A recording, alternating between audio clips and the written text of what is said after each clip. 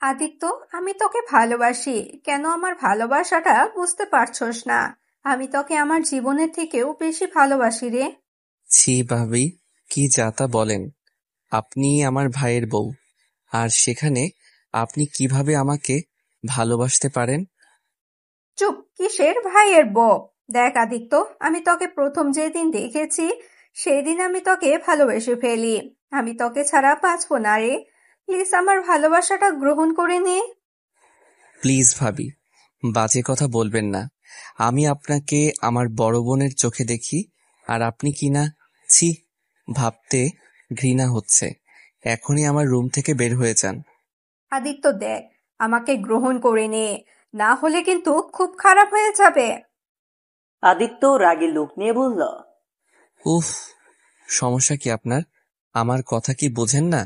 আমি আপনাকে ভালোবাসতে পারি না। আপনি আমার বড় ভাইয়ের বউ, আপনি আমার বড় বোনের মতো। প্লিজ ভাবি, আপনার পায়ে ধরি, আমার রুম থেকে চলে যান। আমাকে প্লিজ বিরক্ত করবেন না। আদিত্য দেখ, আমাকে যদি একবার গ্রহণ করস তাহলে তুই যা চাইবি আমি তোকে তাইই দিব। এমনকি আমার দেহটাও তোকে দিয়ে দিব। প্লিজ একবার শুধু তোর মনের ভিতরে আমাকে জায়গা দে। আদিত্য রেগে চিৎকার দিয়ে বলতে লাগলো, আরে বাবা, আপনার সমস্যা কি? আপনি কি বাংলা কথা বোঝেন না? এখনই যদি আমার রুম থেকে না যান তাহলে আমি এখনই সবাইকে ডেকে বলে দিব। তুলি তাড়াতাড়ি করে গিয়ে আদিত্যর মুখ চেপে ধরে, খাটের উপরে ধাক্কা দিয়ে নিজের শাড়ির আঁচল বুক থেকে ফেলে দিয়ে বলল, আমি বুঝতে পারছি তুই কি চাস। ওয়েট, তোকে আমি এখনই খুশি করে দিচ্ছি। আদিত্য সাথে সাথে চোখ বন্ধ করে ফেলে আর বলতে লাগলো, ভাবি, বেশি হয়ে যাচ্ছে কিন্তু। আমি কিন্তু আপনার গায়ে হাত তুলতে বাধ্য হব। আমিও তো তাই চাই সোনা, তুমি আমার গায়ে হাত দিয়ে আদর করো। তুলি আদিত্যর কাছে এসেছে। আদিত্যর উপর যেই উঠতে যাবে, আদিত্য সাথে সাথে ধাক্কা দিয়ে খাট থেকে উঠে তুলির গালে ঠাস ঠাস করে থাপ্পড় মেরে দিল। তুলি ব্যথায় চোখ দিয়ে পানি পড়তে লাগলো। তুলির রাগ উঠে গেল। তুলি আদিত্যকে ধাক্কা দিয়ে বলল, তোর এত বড় সাহস আমার গায়ে হাত তোলা! আজ পর্যন্ত আমার ফ্যামিলি কোনোদিনও আমাকে একটা ফুলের টোকাও দেয়নি, আর সেইখানে তুই কিনা আমাকে মারলি! দেখ আমি তোর কি অবস্থা করি। আরে যান যান, যা ইচ্ছে করেন। আপনাকে যেন আমার রুমের সামনে না দেখি, বলে দিলাম। আদিত্য কথাটা বলে ওয়াশরুমে চলে গেল। তুলি ওর ব্লাউজের হাতা ছিঁড়ে ফেলল, দুই হাতের সাথে শাড়ি সব খুলে ফেলল। আদিত্য ওয়াশরুম থেকে বের হতে তুলি চিৎকার দিয়ে বলতে লাগলো, আদিত্য প্লিজ আমাকে ছেড়ে দাও, আমি তোমার বোনের মতন, প্লিজ আমাকে ছেড়ে দাও, আমার এত বড় সর্বনাশ করো না প্লিজ। তুলি যখন চিল্লাচ্ছিল তখন কাজের বুয়া দরজা ধাক্কা দিতে লাগলো। আদিত্য কিছু বলার আগে আরো জোরে জোরে বলতে লাগলো। আর এইদিকে কাজের বুয়া সবাইকে ডাকতে চলে যায়। আর আকাশ বলল, ছি ভাবি, কি শুরু করছেন? আর এইসব কি বলেন? দেখেন, এমনিতে আমার আব্বু আমাকে দেখতে পারে না, তার উপরে এমন করেন না। আপনার পায়ে পড়ি। দেখ, আমাকে থাপ্পড় মারছস না? দেখ আমি কি করি, এখনো সময় আছে, আমাকে গ্রহণ করে নে। এইটা কখনো সম্ভব না। প্লিজ ভাবি, বোঝার চেষ্টা করেন। ওকে, জাস্ট তাহলে আর কিছুই করার নেই। তুলি কথাটা বলে চিল্লাতে লাগলো। আর দরজার ওই পাশে সবাই ধাক্কাতে লাগলো। আদিত্য কি করবে বুঝতে পারছে না। তুলি আদিত্যকে ধাক্কা দিয়ে ফেলে দিয়ে ফ্লোরের উপর মাথাটা একদম টেবিলের সাথে লাগে। মাথা কিছুটা কেটে রক্ত পড়তে লাগলো। আর তুলি দরজা খুলে সোজা আদিত্যর ভাইকে জড়িয়ে ধরে কান্না করতে লাগলো। আদিত্য ভাইয়ের সাথে সাথে শার্ট খুলে তুলিকে পরিয়ে দেয়। আদিত্যর আব্বু আর ওর ভাইয়ের দু চোখ রাগে লাল বর্ণ ধারণ করেছে। আদিত্য কিছু বলতে যাবে তার আগেই আদিত্যর আব্বু ওর ভাইয়ের প্যান্টের বেল্ট খুলে আদিত্যকে মারতে লাগলো। আদিত্য ব্যথায় চিৎকার দিতে লাগলো আর বলতে লাগলো, আব্বু, আমি কিছুই করি নাই, সব ভাবির সাজানো নাটক। আব্বু প্লিজ আমাকে বিশ্বাস করো, আমি ভাবির সাথে কিছুই করি নাই। আব্বু, আমি কিছু করি নাই। আদিত্যর আব্বু সাইফুল চৌধুরী আরো মারতে লাগলো আর বলতে লাগলো, চুপ বেয়াদব ছেলে, এক নিজের মাকে তো খেয়ে ফেলেছস, আবার নিজের বড় ভাইয়ের বউয়ের সাথে। ছি, তোর মতো কুলাঙ্গার ছেলে থাকার চেয়ে না থাকাই ভালো। তুই এখনই এ বাড়ি থেকে বের হয়ে যা, না হলে তোকে আমি মেরে ফেলবো। বৌমা, তুমি আমাকে ছেড়ে দাও, ওকে আজ আমি মেরেই ফেলবো। ভাবি সব মিথ্যা বলছে। আদিত্যর কোনো কথা শুনল না। আদিত্যকে আরো মারতে লাগলো। আদিত্য শরীর দিয়ে রক্ত ঝরতে লাগলো। তারপরেও আদিত্যর আব্বু মারা থামালো না। আদিত্যর ভাই আদিত্যকে কিল ঘুষি দিতে লাগলো। আদিত্য চিৎকার করে কান্না করতে লাগলো। আদিত্য এক পর্যায়ে সহ্য করতে না পেরে জ্ঞান হারিয়ে ফেলল। তারপর আদিত্যর আব্বু ভাই মারা বন্ধ করলো না। আদিত্যর ভাবি যখন সহ্য করতে পারলো না, তখন দৌড়ে গিয়ে বলল, আপু থামেন, ওর শাস্তি ওই পাইছে, আর মারবেন না। যত হোক আমি ওর বড় বোনের মতন, আমি আর ওর এই অবস্থা দেখতে পারছি না। ভালো একটা মেয়ের ক্ষতি করতে চাইছিল।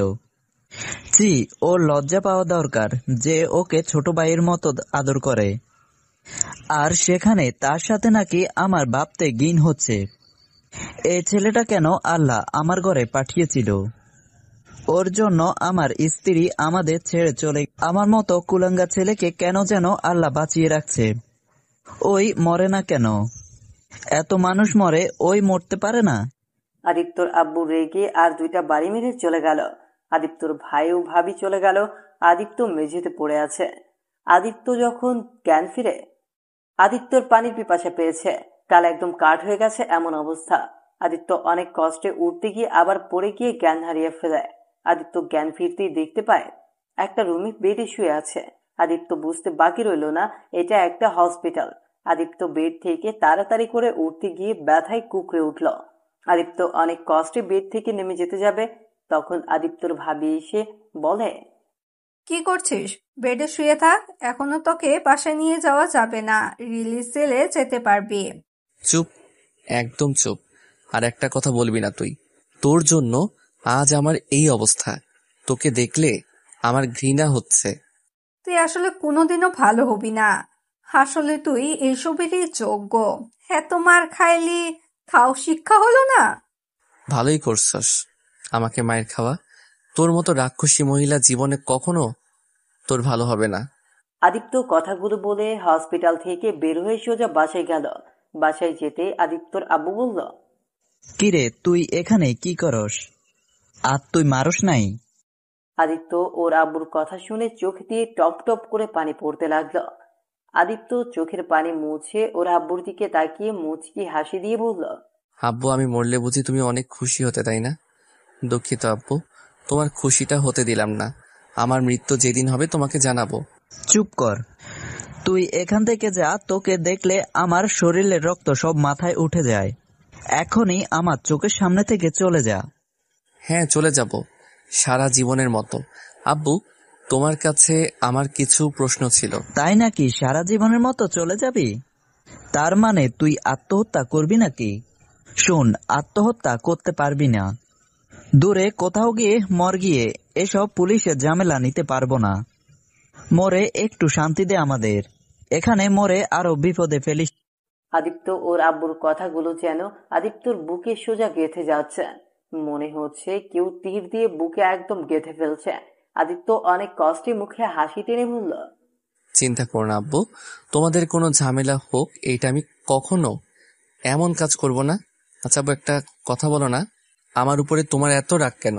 আচ্ছা আব্বু, আমাকে জন্ম দিতে গিয়ে আম্মু মারা গেছে, সেইখানে আমার দোষ দাও। আব্বু, মানুষ কখন মারা যাবে, কখন কি হবে, সব উপর আল্লাহর ইচ্ছা। উনি যখন নিয়ে যাবে তখন তাকে যেতে হবে। সেইখানে আমার হাত কোথায় পেলে?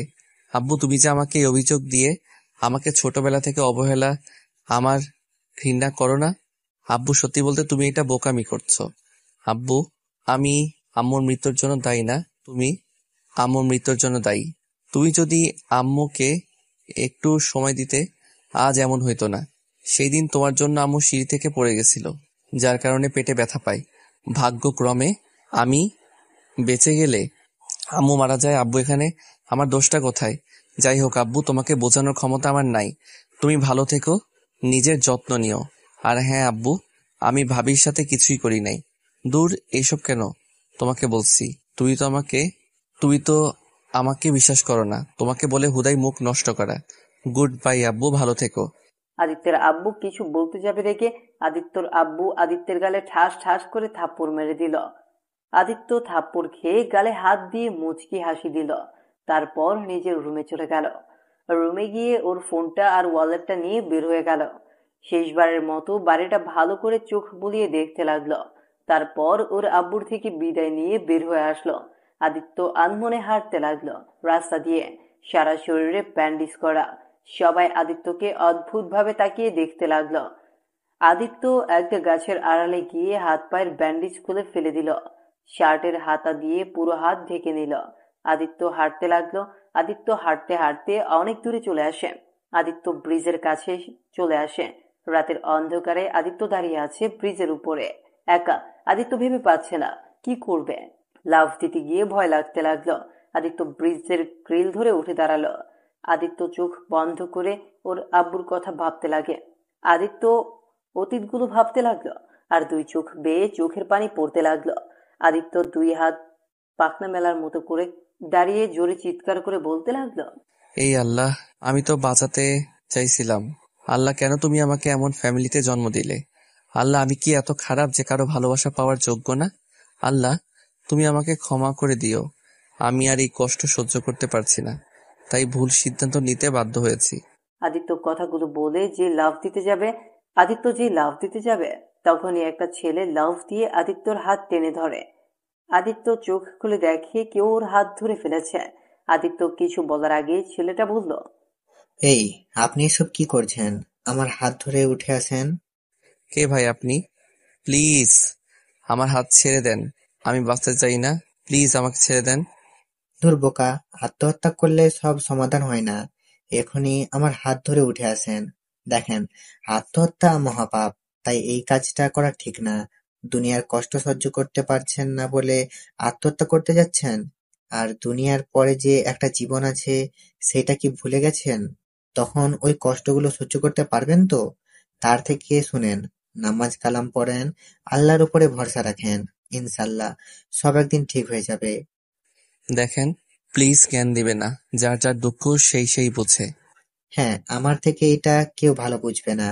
দেখেন ভাই, আমি জানি না আপনার কিসের দুঃখ, এত কষ্ট। বাট ভাই, যত দুঃখ কষ্ট হোক, নিজেকে আগে ভালোবাসুন, তারপর অন্য কথা ভাবেন। আগে নিজের পায়ে দাঁড়ান, দেখেন সব ঠিক হয়ে যাবে। ভাই, আপনার মতো আমিও আত্মহত্যা করতে গেছি অনেকবার। বাট দেখেন, আজ আমি একটা চাকরি করি, নিজের খাওয়া পড়া চালানো, কোনো সমস্যা হয় না। জানেন, আমার এই দুনিয়াতে একটা ভাই ছিল, সেই আমাকে ছেড়ে চলে গেছে। এখন আমার স্ত্রী ছাড়া আমার কেউ নাই এই দুনিয়াতে। আমার মা বাবার মুখটাও মনে নাই। আমাদের দুই ভাইকে একা করে তারা পরপারে পাড়ি জমিয়েছে। ছোটবেলা থেকে সবার লাথি গুঁতা খেয়ে বড় হয়েছি দুই ভাই। সমাজে আমাকে বলা হয় ফুটপাতের বখাটে ছেলে, যার বাবা মা বেঁচে নেই, তারপরেও জীবন যুদ্ধ করে আজ এত দূরে এসেছি। আদিত্য রাকিবের কথা শুনে কিছুটা খারাপ লাগলো। আদিত্য কিছু না বলে উপরে উঠে আসলো। রাকিব আদিত্যকে দেখে বলল, আপনার নাম কি? আমার নাম আদিত্য, আপনার? আচ্ছা, আমার নাম রাকিব। আপনি তো আমার ছোট ভাই হবেন। ও আচ্ছা। চলেন আমার সাথে। কোথায়? হোটেলে যাব। হোটেলে কেন? জি, আমার বসের সাথে এসেছি। আমি ড্রাইভিং করি। আমি থাকি সিলেট। এখানে এসেছি বসের অফিসের কাজের জন্য। ও, আমি আপনার সাথে হোটেলে গিয়ে কি করব? আপনার জীবন কাহিনী শুনতে চাই, তাই আগে ফ্রেশ হয়ে খাবার খেয়ে তারপর আপনার কাহিনী শুনবো। চলেন তো। এত কি ভাবেন? আমার বসকে নিয়ে ভাবছেন নাকি?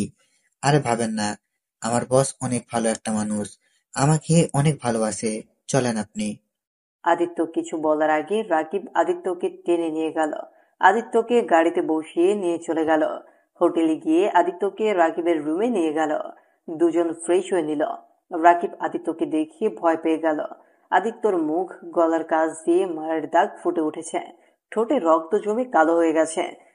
ভাই, আপনাকে মারছে কেউ নাকি? কই? এসব কিসের দাগ? মনে হচ্ছে কেউ আপনাকে অনেক মেরেছে। ও কিছু না। ভাই বুঝি, ভাই বুঝি, আমরা গরিব মানুষ, আমাদের এভাবে মানুষের মার খেয়ে বড় হতে হয়। আমাদের যে কষ্ট হয় এটা বড় লোকেরা ভুলে যায়। নিশ্চয়ই আপনার মালিক আপনাকে এভাবে মারছে। ভাই, আমার কাছে লুকাতে হবে না। আমি বুঝি ভাই, আমার সাথে এমন হয়েছিল। কিন্তু আলহামদুলিল্লাহ, আমার বসটা অনেক ভালো। মনের মতো একটা বস পেয়েছি। আদিত্য রাকিবের কথা শুনে কি বলবে বুঝতে পারছিল না। আদিত্য আর আগ বাড়িয়ে কিছু বলল না।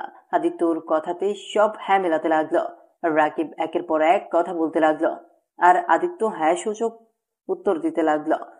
ভাই, আপনি শার্ট প্যান্ট খুলে ফেলেন, আমি আপনার ক্রিম লাগিয়ে দেই। আর ব্যথার মেডিসিন খেয়ে নিন, সব ঠিক হয়ে যাবে। না ভাই, ধন্যবাদ, অনেক করছেন আমার জন্য। আমি এখন আসছি। আপনি আমার জন্য অনেক করছেন। আরে ভাই, কোথায় যাচ্ছেন? আপনার যে অবস্থা, এই অবস্থায় কোথাও যেতে দিব না। শোনেন, আপনি সুস্থ হলে আমি আপনারে একটা কাজের ব্যবস্থা করে দিব। আদিত্য কিছুক্ষণ ভেবে বলল, সত্যি আপনি আমাকে কাজ পাওয়াই দিবেন? আপনাকে যে কি বলে ধন্যবাদ দিব। বসের সাথে কথা বলে আপনার কাজের ব্যবস্থা করে দিব। আরে ভাই, ধন্যবাদ দিতে হবে না। মানুষ হয়ে মানুষকে যদি উপকার করতে না পারি, তাহলে কেমন মানুষ হইলাম আমি? আচ্ছা চলেন ভাই, দুজনে খেয়ে ঘুমিয়ে পড়ি, অনেক রাত হয়ে গেছে। আদিত্যকে খাটে বসিয়ে সব শার্ট প্যান্ট খুলে রাকিব অবাক হয়ে গেল। রাকিব ধিক্কার জানাতে লাগলো, আর আদিত্যকে সুন্দর করে স্যাভলন দিয়ে পরিষ্কার করে ব্যান্ডেজ করে দিতে লাগলো। তারপর দুজন খাবার খেয়ে নিল। খাবার খেয়ে দুজন শুয়ে পড়ল। আদিত্যর চোখে ঘুম আসছে না। আদিত্য মাথার ভেতরে ওই কথাগুলো ঘুরপাক খাচ্ছে। আদিত্য চোখ বেয়ে অনবরত পানি বের হতে লাগলো। আদিত্য মনে মনে ভাবতে লাগলো, আল্লাহ আমাকে ধৈর্য ধরার তৌফিক দান করেন। আল্লাহ আমাকে ধৈর্য তৌফিক দান করেন। আমি আর এসব সহ্য করতে পারছি না। আদিত্য কথাগুলো ভাবতে ভাবতে ঘুমিয়ে গেল। রাকিব আদিত্যকে দেখে বলল, তোমার তো শরীরের অনেক জ্বর, তুমি শুয়ে থাকো, আমি মেডিসিন নিয়ে আসছি। আর তুমি বলছি বলে রাগ করো না। না থাক, লাগবে না। আপনি এমনিতে আমার জন্য অনেক করছেন। দেখো, তুমি আমার ভাইয়ের মতো, তাই অত কথা বলো না। আমি যা বলি শোনো, চুপচাপ শুয়ে থাকো। আদিত্যকে কিছু বলতে না দিয়ে বাইরে চলে গেল। আদিত্য খাট থেকে অনেক কষ্টে উঠে ফ্রেশ হতে চলে গেল। ফ্রেশ হয়ে এসে খাটে শুয়ে পড়ল। রাকিব বাইরে গিয়ে ঔষধ নিয়ে চলে আসলো।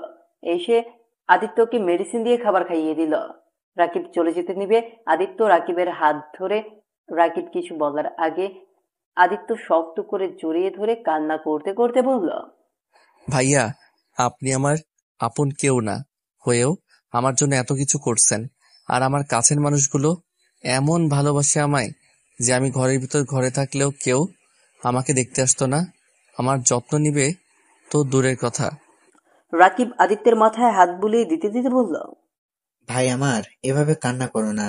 আমাকে একবার যখন ভাইয়া বলেছো, আজ থেকে তুমি আমার ছোট ভাই। আমার সাধ্য অনুযায়ী তোমাকে ভালো রাখার চেষ্টা করব। ওকে ভাইয়া। আদিত্য ডাক দিয়ে আরো জোরে শক্ত করে জড়িয়ে ধরল। রাকিব আদিত্যের চোখ মুছে কপালে চুমু দিয়ে আদিত্যকে শুইয়ে দিল। এভাবে 5 দিন কেটে গেল। রাকিবের বসের কাজ শেষ, তাই আদিত্যকে বলল, ভাই, তুই রেডি হয়ে নে, আমরা আজ গ্রামে চলে যাব। ওকে ভাইয়া। আদিত্য উঠে গিয়ে ফ্রেশ হয়ে রেডি হতে লাগলো। রাকিব আদিত্যকে শার্ট প্যান্ট সব কিনে দিয়েছে। সেই সব আদিত্য একটা লাগেজে তুলতে লাগলো। আদিত্য এখন মোটামুটি অনেকটা সুস্থ। ওদের গোছানো শেষ হলে দুইজন বের হয়। রাকিব ড্রাইভিং করতে লাগে। আদিত্য রাকিবের পাশে বসে আছে, আর রাকিবের বস রায়হান চৌধুরী পেছনে বসে আছে। তা আদিত্য, তুমি তো এখনো অনেক ছোট, তোমার সাথে কথা বলাই হয় নাই। তা তুমি কোন ক্লাসে পড়ো? জি স্যার, আমি ইন্টার সেকেন্ড ইয়ারে পড়ি। রায়হান চৌধুরী আর রাকিব অবাক হয়ে আদিত্যের দিকে তাকিয়ে আছে। রায়হান চৌধুরী রাকিবকে বলল, বলো কি, এত ছোট ছেলে ইন্টার সেকেন্ড ইয়ারে? আমি তো ভেবেছিলাম তুমি ক্লাস 10-এ পড়ো। সবাই আমাকে পিচ্ছি ভাবে আর আমার পড়া এগিয়েছে, তাই আর কি। যাক রাকিব, একটা কাজ ভালো করছো তোমার ছোট ভাইকে পড়িয়ে। স্যার, আমাকে একটা চাকরি দেওয়া যায় না? ভাইয়া একা একটা সংসার চালাই, আমিও জব করলে ভাইয়া অনেক সুবিধার হতো। তোকে কাজ করতে হবে না, আমি একাই সংসার চালাতে পারবো। আর আমাদের সংসার মাত্র 3 জনের, তুই, তোর ভাবি আর আমি। আদিত্য তো অবাক হয়ে তাকিয়ে আছে রাকিবের দিকে। রায়হান সাহেব বলল, রাকিব ঠিক বলছে, তুমি ভালো করে পড়াশোনা শেষ করো, পরে আমি তোমাকে ভালো একটা জবের ব্যবস্থা করে দেব। স্যার আমাকে তাও একটা জব দিন না, আমি পড়াশোনার পাশে কাজও করতে চাই। প্লিজ প্লিজ ভাইয়া, তুমি না করো না। বলছি না করতে হবে না, পড়াশোনার মনোযোগ দে, বুঝলি? আচ্ছা ঠিক আছে, একটা কাজ করতে পারো, আমাদের বাসায় প্রতিদিন বাজার করে দিতে পারো, বাগানে পানি দেবে সময় মতো, আর টুকটাক কাজ করে দিতে পারবে। তাহলে তোমার পড়ার সময়টাও পাবে, তোমার কাজ করাও হবে। ওকে স্যার, ধন্যবাদ। স্যার আপনি না অনেক ভালো। ভাইয়ার কাছে আপনার অনেক কথা শুনছি, আজ নিজের চোখে দেখলাম। আসলে আপনি অনেক ভালো মনের মানুষ। থাক, আর বানিয়ে বানিয়ে কথা বলতে হবে না, আমি অত ভালো মানুষ না। আর শোনো, তোমার বেতন 7,000 দিলে কি তোমার কোনো সমস্যা হবে? আলহামদুলিল্লাহ, কোনো সমস্যা হবে না। আদিত্য অনেক খুশি হলো। আদিত্য মনে মনে ভাবতে লাগলো, যাক ভালো হলো, এইসব কাজ কোনো ব্যাপার হবে না। বাজার তো মাঝে মাঝে করছি আমি, ইনশা আল্লাহ কাজগুলো ঠিক মতো করে দিতে পারলে হলো। কিরে, এত কি ভাবিস? কই কিছু না ভাইয়া। তিনজন সারা রাস্তায় কথা বলতে বলতে যেতে লাগলো। রায়হান চৌধুরী আদিত্যর পুরো ভক্ত হয়ে গেল। আদিত্য কথাগুলো অনেক সুন্দর করে মনোযোগ দিয়ে শুনছে। আদিত্য যত কথা শুনছে তত অবাক হয়ে যাচ্ছে। রায়হান চৌধুরী ভাবতে লাগলো, এত ছোট ছেলে, বাট কতটা সুন্দর চিন্তা ভাবনা। আর আমার ছেলে মেয়েগুলো সবসময় শুধু টাকা টাকা আর টাকা করে, কখনো দেখিনি কাউকে নিয়ে চিন্তা করে। আর এইটুকু ছেলে কতটা সুন্দর চিন্তাধারা। সারা রাত তিনজন গল্প করতে করতে আদিত্যের অনেক ঘুম পেল। গাড়িতেই ঘুমিয়ে গেল। সকাল হলে রাকিব ডাক দিল। আদিত্য ঘুম ভাঙতেই দেখে একটা বাড়ির সামনে গাড়িটা থামিয়েছে, টিন দিয়ে গেট করা। আদিত্য গাড়ি থেকে নামে, রাকিব সাথে নামলো। রাকিব গেট খুলে ভেতরে ঢুকলো। আদিত্য দেখতে পেল অনেক বড় একটা উঠান, আর তার সামনে হাফ ওয়াল করা ঘর, আর এক পাশে নানা ধরনের সবুজ গাছ লাগানো, আর এক পাশে রান্নাঘর। বাড়িটা অনেক সুন্দরভাবে গোছানো হয়েছে। রাকিব ডাকতে লাগলো, ময়না, এই ময়না, কোথায় গেলে তুমি? ময়নাকে ভাইয়া? তোর ভাবির নাম ময়না। আচ্ছা, তুই আয় ঘরে বস, আমি দেখি তোর ভাবি কোথায়। আদিত্যকে ঘরে নিয়ে গেল। ঘরের ভিতরে দেখতে পেল এক পাশে ওয়ার্ড্রোব, তার সাথে শোকেসে আরেক পাশে সোফা, টি টেবিল, আর তার সামনে দেয়ালের সাথে টিভি, আরেক সাইডে খাট। আদিত্য সোফায় বসলো, টিপ বাহিরে গেল। আদিত্য পুরো রুমটা দেখতে লাগলো। আদিত্য বসে থেকে হাতের ক্ষতের দিকে তাকিয়ে দেখতে লাগলো। মাঝে মাঝে একটু ব্যথা করে। আদিত্য নিচের দিকে মুখ করে আছে। তখন রুমে কেউ একজন ভেতরে ঢুকে বলল, আদিত্য, তোর ভাবি এসেছে। ময়না, এটা আদিত্য, যার কথা তোমাকে বলেছিলাম। আদিত্য ময়নাকে সালাম দিলে ময়না হাসি মুখে সালামের উত্তর নিয়ে আদিত্যের সাথে টুকটাক কথা বলে। আদিত্য আর রাকিবকে ফ্রেশ হয়ে আসতে বলল। আদিত্য, তাহলে চল, দুজনে ফ্রেশ হয়ে আসছি। আর এই যে পাশের রুমটাতে তুই থাকবি। যা, রুমের ভেতরে গিয়ে তোর ব্যাগ রেখে আয়। ওকে ভাইয়া। আদিত্য ব্যাগটা নিয়ে পাশের রুমে চলে গেল। এই রুমে তেমন কিছু নাই, শুধু একটা খাট আর পড়ার টেবিল, আর দুইটা চেয়ার আর কাঠের আলমারি। আদিত্য ব্যাগ রেখে রাকিবের সাথে কলের পাড়ে চলে গেল। আদিত্য কল চাপ দিতে গিয়ে পারছিল না। রাকিব আর ময়না হাসতে লাগলো। আরে, তুই ওইখানে দাঁড়া, আমি তোকে দেখিয়ে দেই কিভাবে পানি বের করতে হবে। ইয়ে মানে ভাইয়া, আমি তো কখনো করি নাই, তাই আর কি। বুঝেছি, এখন তুই আমারটা দেখে শিখে নে। আদিত্য রাকিবের দিকে তাকিয়ে দেখতে লাগলো। আদিত্য পরে রাকিবকে সরিয়ে দিয়ে ও নিজেই চাপ দিতে লাগলো। তারপর দুইজন ফ্রেশ হয়ে রুমে চলে গেল। ময়না আদিত্য আর রাকিবকে খাবার দিল। আদিত্য বলল, ভাবি আপনি খাবেন না? তুই খা, আমি ওকে খাইয়ে দেব, আর আমি খাবো। আদিত্য শুনে অবাক হয়ে তাকালো। রাকিব ময়নাকে খাইয়ে দিতে লাগলো আর নিজে খেতে লাগলো। আদিত্য হা করে তাকিয়ে থাকতে দেখে ময়নার লজ্জা লাগতে লাগলো। কিরে, তুই এভাবে তাকিয়ে আছিস কেন? তোকে খাইয়ে দিব নাকি? রাকিব কথাটা বলে আদিত্যের মুখে খাবার দিয়ে দেয়। আদিত্য খাবার মুখে দিয়ে বলল, আসলে ভাইয়া তোমাদের ভালোবাসা দেখে আমি মুগ্ধ হয়ে গেছি। ওকে তুমি ভাবিকে খাইয়ে দাও। আচ্ছা। আদিত্য খেতে লাগলো। আদিত্য খাবারগুলো খেতে অনেক সমস্যা হচ্ছে। খাবার অনেকটা ঝাল হয়েছে। আদিত্যের চোখ দিয়ে ঝালে পানি বের হতে লাগলো। ঠোঁট জোড়া লাল বর্ণ ধারণ করলো। আদিত্যের দিকে তাকিয়ে রাকিব বলল, আদিত্য, কি হয়েছে, কান্না করছিস কেন? কিরে, তোর কি ঝাল লাগছে নাকি? না তেমন কিছু না ভাইয়া, তুমি খাও। ময়না বুঝতে পেরে আদিত্যকে পানি দিল। আদিত্য ঢক ঢক করে পানি খেয়ে নিল। ময়না আদিত্যকে বলল, তোমার ঝাল লাগছে আগে বলবে না? এভাবে জোর করে খাবার খাচ্ছ কেন? এটা তোমার নিজের বাড়ি ভাবতে পারো। তুমি থাকো, আমি মিষ্টি নিয়ে আসছি।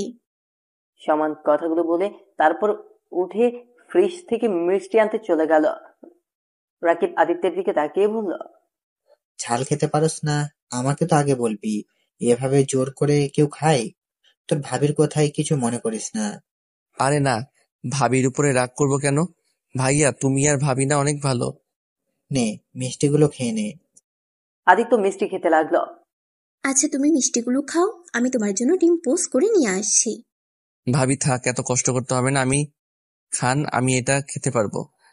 তুমি চুপচাপ বসে থাকো, আমি আসছি। ময়না রান্নাঘরে গেল। আদিত্য মিষ্টি খেতেই কিছুটা ঝাল কমলো। আদিত্য বাইরের দিকে তাকিয়ে দেখে ময়না রান্নাঘরে আগুন জ্বালাচ্ছে। আদিত্য বলল, ভাইয়া, ভাবি কি করে? ভাবি ডিম ভাজতে না করো, আমি এটা দিয়ে খেতে পারবো। করুক, আমি বললে শুনবে না, তাই একটু অপেক্ষা কর। সরি ভাইয়া, ভাবি এত সুন্দর করে রান্না করছে, আমি সেইটা খেতে পারলাম না, আবার ভাবিকে কষ্ট দিলাম। আরে ধুর, সমস্যা নাই। কিছুক্ষণের ভেতরে মায়া ডিম ভেজে আদিত্যকে দিল। আদিত্য ধন্যবাদ দিয়ে খাবার খেয়ে উঠল। আদিত্য পাশের রুমে খাটে বসে থাকলো নিচের দিকে। আদিত্য রাকিবকে চলে যেতে দেখে বলল, ভাইয়া, রুমে বসে থাকতে ভালো লাগছে না, এই গ্রামটা ঘুরে দেখতে চাই। তোর ভাবিকে নিয়ে যা, আমি তো একটু কাজে যাব। ভাবি সাথে যাব? আচ্ছা ভাইয়া, স্যারের বাসা কোথায়? এখান থেকে 10 মিনিট লাগে যেতে। আসলে সৎকালে আমাকে নিয়ে যাও, বাসাটা দেখিয়ে দিলে চলবে? আচ্ছা তুই থাক। আর শোন, রাতে এসেছে, কথা হবে। রাকিব চলে গেল। আদিত্য বসে আছে। তখন ময়না এসে বলল, আদিত্য, তোমার হয়তো ভালো লাগছে না। আচ্ছা, আমার সাথে চলো, তোমায় সারা গ্রাম ঘুরে দেখাই। আদিত্য ময়নার সাথে বের হলো। সারা গ্রাম দুইজন ঘুরলো আর সবার সাথে পরিচিত হয়ে নিল। এখন প্রায় মানুষ জানে আদিত্য রাকিবের ভাই। দুজন বাসায় আসতে আসতে সন্ধ্যা হয়ে গেল। আদিত্য সারাদিন ময়নার সাথে থেকে অনেকটা আদিত্য এখন ময়নাকে নিজের বড় বোনের মতো লাগছে। আদিত্য আর ময়না বাসায় এসেছে, যার যার রুমে চলে গেল। ময়না রান্নাঘরে চলে গেল, রান্না করতে সবকিছু গোছাতে লাগলো। আদিত্য গিয়ে বলল, ভাবি, আমি আপনাকে হেল্প করি, আমি রান্না করতে পারি টুকটাক, বাট এইটা দিয়ে কাটতে পারি না। চাকু আছে কি? ওইটা দিন, সবকিছু কেটে দেয়। আদিত্যর কথা শুনে ময়না কিছুটা হাসল। আদিত্যকে উদ্দেশ্য করে বলল, কোনো কাজ করতে হবে না, এখানে বসে থেকে গল্প করলে ময়না খুশি হব। না ভাবি, চাকু থাকলে দেন, আমি কেটে দেই। ওই তো চাকু, ওইটাতে কি ধার আছে?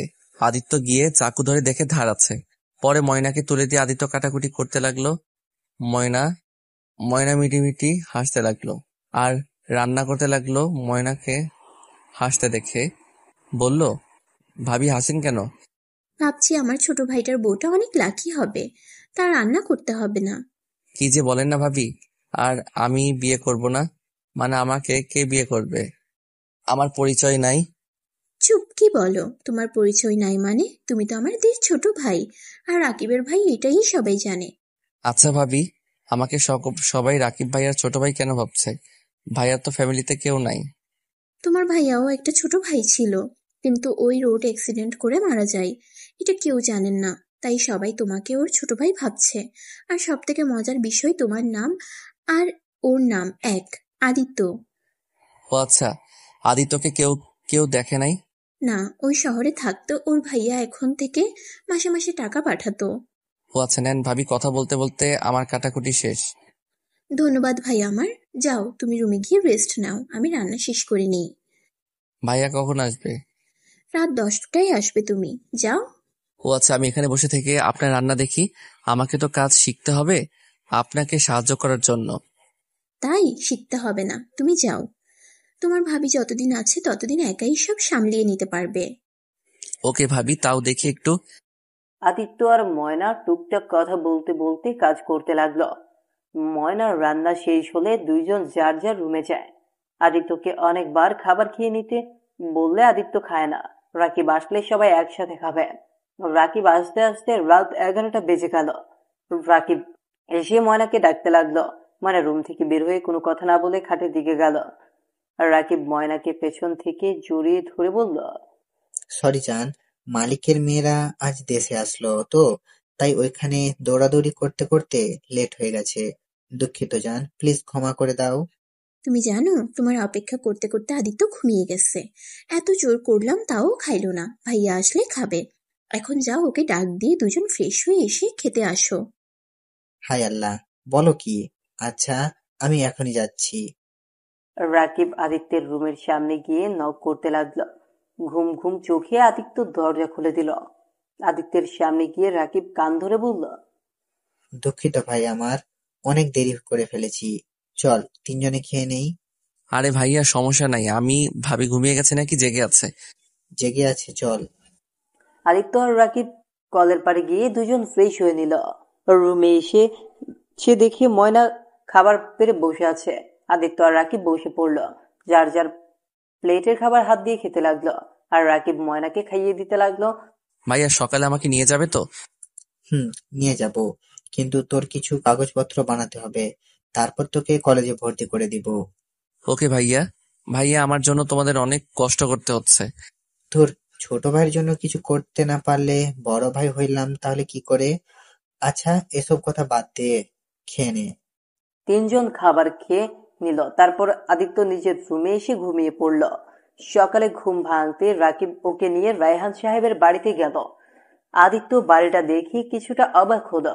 আদিত্য খুব চেনা লাগছে বাড়িটা, আর বুঝতে পারছে না এটা কোথায় দেখছিল।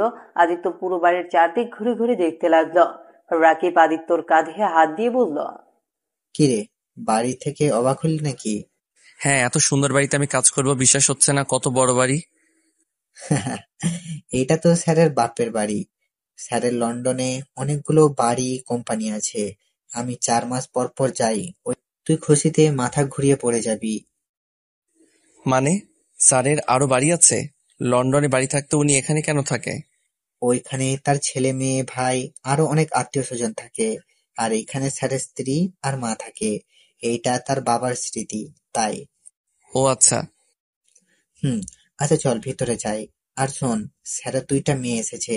রাইসা ম্যাম অনেক ভালো, কিন্তু তিশা ম্যাম অনেকটা রাগী টাইপের। তুই ভুলেও তার সামনে যাবি না। আদিত্য বুকের ভেতরে ধুপ করে উঠল ঈশা নামটা শুনে। আদিত্য কিছু না বলে রাকিবের সাথে বাসার ভেতরে প্রবেশ করলো।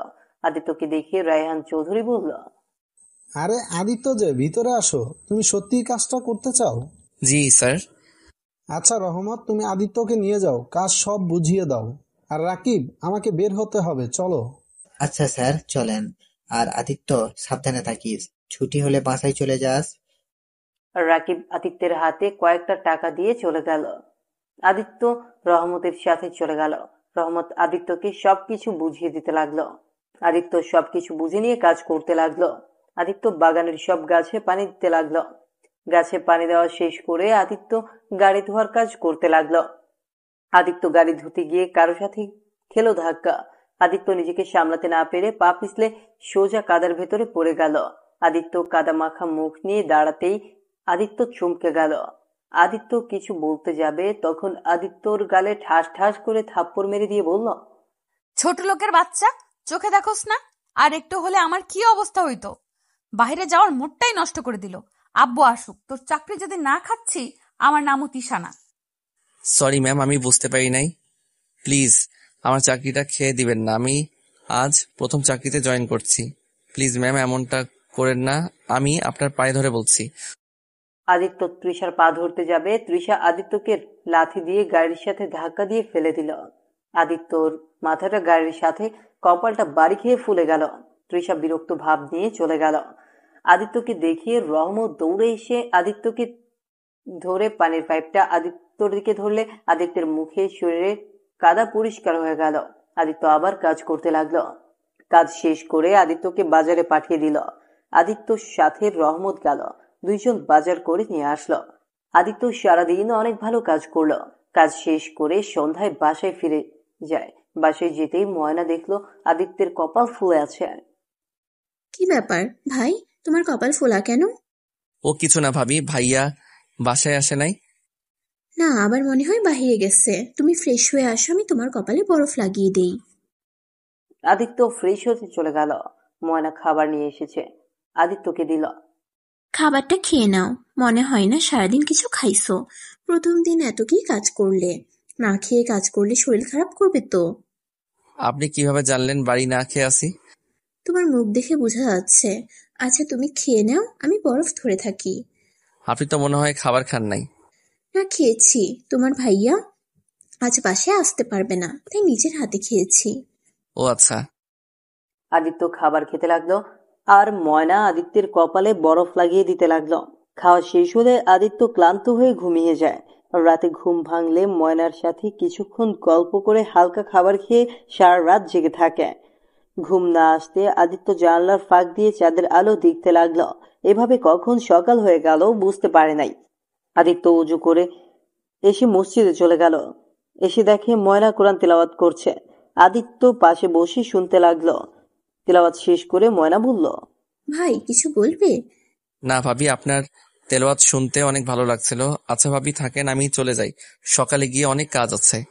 খাবার গরম করে দিই, খাবার খেয়ে তারপর যাও। কখন না কখন ছুটি দেয় কে জানে। ওকে ভাবি। ময়না কোরআন রেখে রান্নাঘরে গিয়ে খাবার গরম করে নিল। এত সকাল সকাল খেতে অনেক সমস্যা হলো। আদিত্য খাবার খেয়ে চলে গেল। রায়হান চৌধুরীর বাড়িতে গিয়ে গাছে পানি দিয়ে সকল কাজ করতে লাগলো। আদিত্য কাজ শেষ করে বাহির হতে যাবে, তখনই পেছন থেকে তৃষা বলল, এই ছেলে শুনো, আমার জামাগুলো একটু আয়রন করে দাও। আচ্ছা ম্যাম, আসছি। আদিত্য তৃষার সাথে ওর রুমে গিয়ে ওর জামা কাপড় আয়রন করতে লাগলো। আদিত্য একটা ড্রেস পুড়িয়ে ফেলতে তৃষা রেগে আদিত্যের কাছে এসে ঠাস ঠাস করে থাপ্পড় মারতে লাগলো। আদিত্য নিজেকে সামলাতে না পেরে কারো পায়ের কাছে গিয়ে পড়ল। আদিত্য মাথা উপরের দিকে নিতে দেখে রাইমা দাঁড়িয়ে আছে। আদিত্যকে দেখে রাইমা আদিত্যকে তুলে তৃষাকে বলে, আদিত্যকে কেন মারলো? তৃষার রাগের লোক নিয়ে বলল, মারবো না মানে? এই বদমাইশ ছেলে কি করছে জানিস? আমার জামা আয়রন করতে দিয়েছিলাম, আর আমার প্রিয় জামাটা ওই পুইরা ফেলছে। ইচ্ছে করছে ওকে মেরে ফেলি একেবারে। আদিত্যকে আবার মারতে যাবে, তখন রাইমা বাধা দিয়ে বলল, উফ আপু, এখন যা না, ভুল করার করে ফেলেছে, এখন ওকে মেরে ফেললে কি হবে? তোমার জামা আবার আগের মতো ভালো হবে নাকি? আর আদিত্য, তুমি এখন থেকে যাও, আর পরের বার কাজ করবে মনোযোগ দিয়ে, ওকে? দুঃখিত আপু, আমি বুঝতে পারি নাই, আমি সাবধানে কাজ করছিলাম। এক্ষুনি আমার চোখের সামনে থেকে চলে যা, না হলে তোর কপালে খুব দুঃখ আছে। আমার জামা পুড়িয়ে ফেলে এত দুঃখিত বলা হচ্ছে?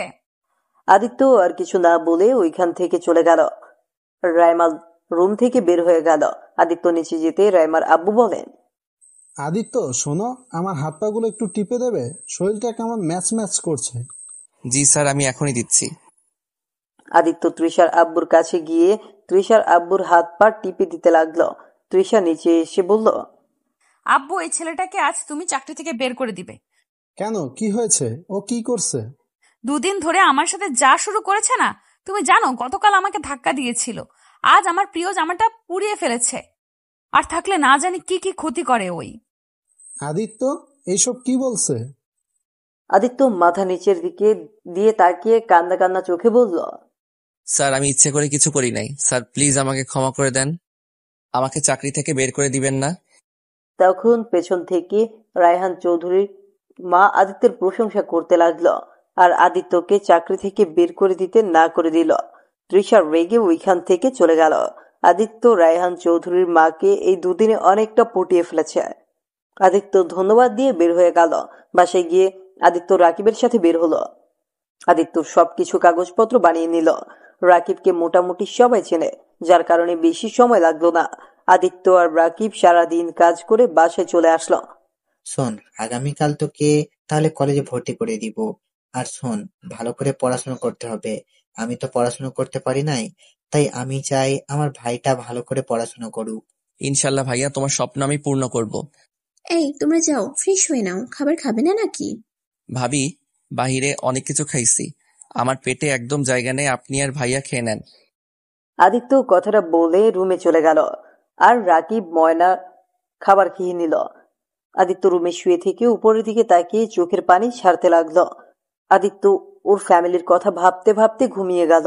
সকালে ঘুম থেকে উঠে রাকিব আদিত্যের কলেজে চলে গেল। আদিত্যকে ভর্তি করিয়ে দিয়ে চলে আসলো।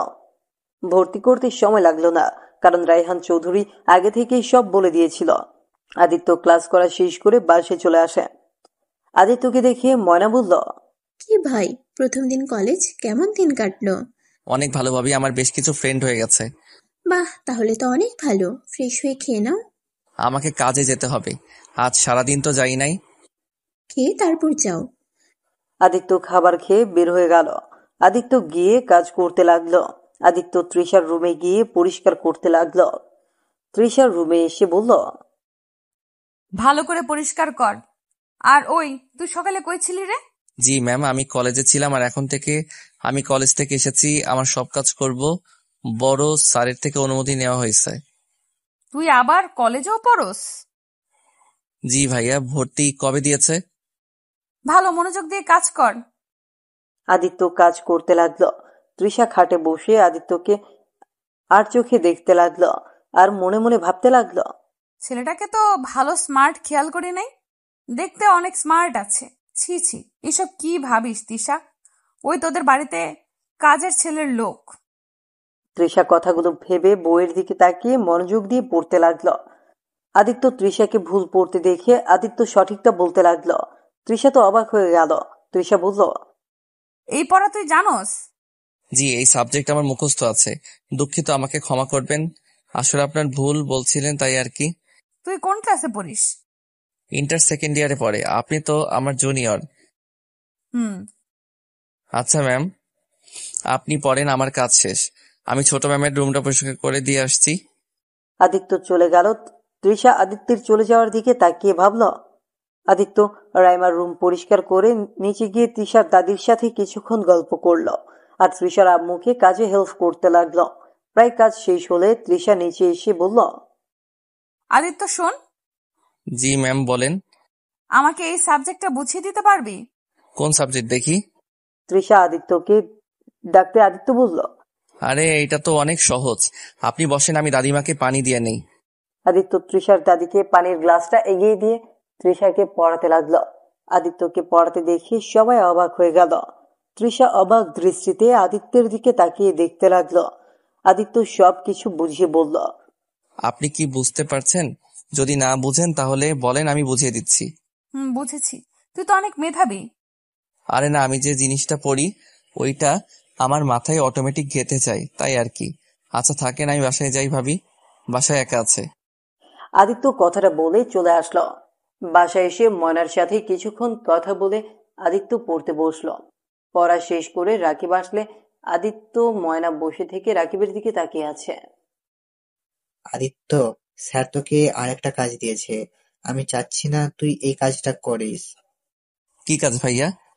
স্যার তোকে রাইমা আর তিশা ম্যামকে পড়ানোর দায়িত্ব দিয়েছে, আর তোকে 15,000 টাকা বেতন দিবে বলেছে। ওদের রেজাল্ট ভালো হলে তোর বেতন আরো বাড়িয়ে দিবে।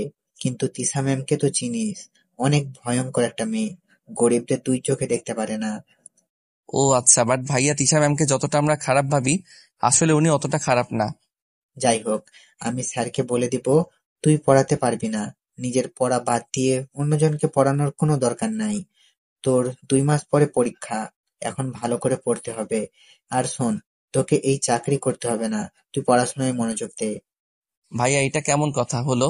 ভাইয়া আমি আমার পড়াও পড়বো, ওনাদেরও পড়াতে পারবো। আর 15,000 টাকা পাইলে তো ভালোই হবে। সংসারের জন্য 10,000 দিলাম, আর 5,000 দিয়ে নিজের হাত খরচ চালাতে পারবো। তাই আমি এই সুযোগ হাতছাড়া করবো না। আদিত্য, তুমি আমাদের একমাত্র ছোট ভাই। আমি আশা করি তোমার ভাইয়ার টাকায় আমাদের বেশ ভালো কাটছে। তোমার পড়াশোনাটা আগে ভালো করে করো। তোমাকে এখন টাকা ইনকাম করতে হবে না। ভাবি আপনিও দেখেন, ভাবি আমি এইভাবে বসে খেতে পারবো না, আমি ইনকাম করতে চাই। প্লিজ ভাইয়া আর ভাবি, আমাকে কাজটা করতে দাও। যাই করস, পড়াশোনা যদি কিছু হয় তোর খবর আছে। আচ্ছা ময়না, খাবার বেড়ে দাও, অনেক ক্ষুধা লাগছে। তিনজন খাবার খেয়ে নিল। আদিত্য খাবার খেয়ে নিজের রুমে গিয়ে শুয়ে পড়ল। আদিত্য তাড়াতাড়ি ঘুমিয়ে গেল। সকালে উঠে ময়নার সাথে কাজ করে খাবার খেয়ে কলেজের উদ্দেশ্যে রওনা দিল। আদিত্য কলেজ থেকে এসে গোসল করে খেয়ে রায়হান চৌধুরীর বাড়িতে চলে গেল। গিয়ে প্রতিদিনের মতো কাজ করতে লাগলো। কাজ শেষ করে আসতে যাবে তখন তৃষা বলল, আদিত্য শোন, আমাকে আর রাইমাকে আব্বু পড়াতে বলছে। তুই বাসায় যাওয়ার আগে আমাদের 4টার দিকে পড়িয়ে তারপর বাসায় যাবি। জি ম্যাম। আচ্ছা আপনারা যান, আমি আসছি। তৃষা আর রাইমা পড়ার রুমে চলে গেল। আদিত্য ওদের পেছন পেছন গেল। রুমে গিয়ে আদিত্য দরজাটা একদম খুলে দিল। তৃষা রাইমা অবাক হয়ে তাকিয়ে আছে। কি ব্যাপার, এত দরজা খুলে রাখছিস কেন? এমনি ম্যাম, আপনারা বই বের করেন। দুইজন বই বের করতে আদিত্য ওদের পড়াতে লাগলো। রায়হান চৌধুরী রুমে এসেছে। ওদের পড়াতে দেখে অনেক খুশি হলো। এভাবে 1 মাস পার হয়ে গেল। আদিত্যকে আজ বেতন দেওয়া হয়েছে। আদিত্য খুশিতে বেতনটা নিয়ে সোজা মার্কেটে চলে যায়। মার্কেটে গিয়ে ময়না আর রাকিবের জন্য শপিং করে বাসায় এসেছে। ময়না আর রাকিবের রুমে যায়। কিছু বলবি? ভাইয়া, তোমরা চোখ বন্ধ করো। কেন গো ভাই? আরে বাবা, করো না একটু। দুইজন হেসে চোখ বন্ধ করলো। আদিত্য পেছন থেকে 2টা শপিং ব্যাগ দুইজনের হাতে দিয়ে বলল, এবার চোখ খুলো। এই ভেতরে কি আছে? দুইজন খুলে দেখো পছন্দ হয় নাকি। রাকিব আর ময়না শপিং ব্যাগ খুলতে দেখে রাকিবের ব্যাগের ভেতরে শার্ট প্যান্ট আর একটা পাঞ্জাবি, আর ময়নার ব্যাগে একটাতে শাড়ি আর একটাতে 3 পিস। এইসব কি? কি আবার যা দেখছো এটাই। ভাইয়া, আজ আমি বেতন পাইছি, আর আমার প্রথম বেতনের টাকা দিয়ে তোমাদের গিফট করলাম। তোমরা খুশি হও নাই? আর ভাবি এই টাকাটা বাঁচছে। আমার প্রথম বেতনটা আপনি রাখেন। আদিত্য ময়নার হাতে টাকাগুলো দিতে ময়নার চোখ দিয়ে খুশিতে পানি চলে আসে। কি হলো ভাবি, কান্না করছেন কেন? আমি কি ভুল করে ফেলছি? ভাবি নিশ্চয়ই আপনার এইটা পছন্দ হয় নাই। সরি ভাবি, আমি ভেবেছিলাম এভাবে গিফট করলে আপনারা খুশি হবেন। আরে ধুর পাগল, আমরা অনেক খুশি হয়েছি। এটা দুঃখের কান্না না, এটা সুখের কান্না। আর এই পাগল ছেলে এভাবে সব টাকা উড়িয়ে দিলে হবে? আর যেন এমন করতে না দেখি।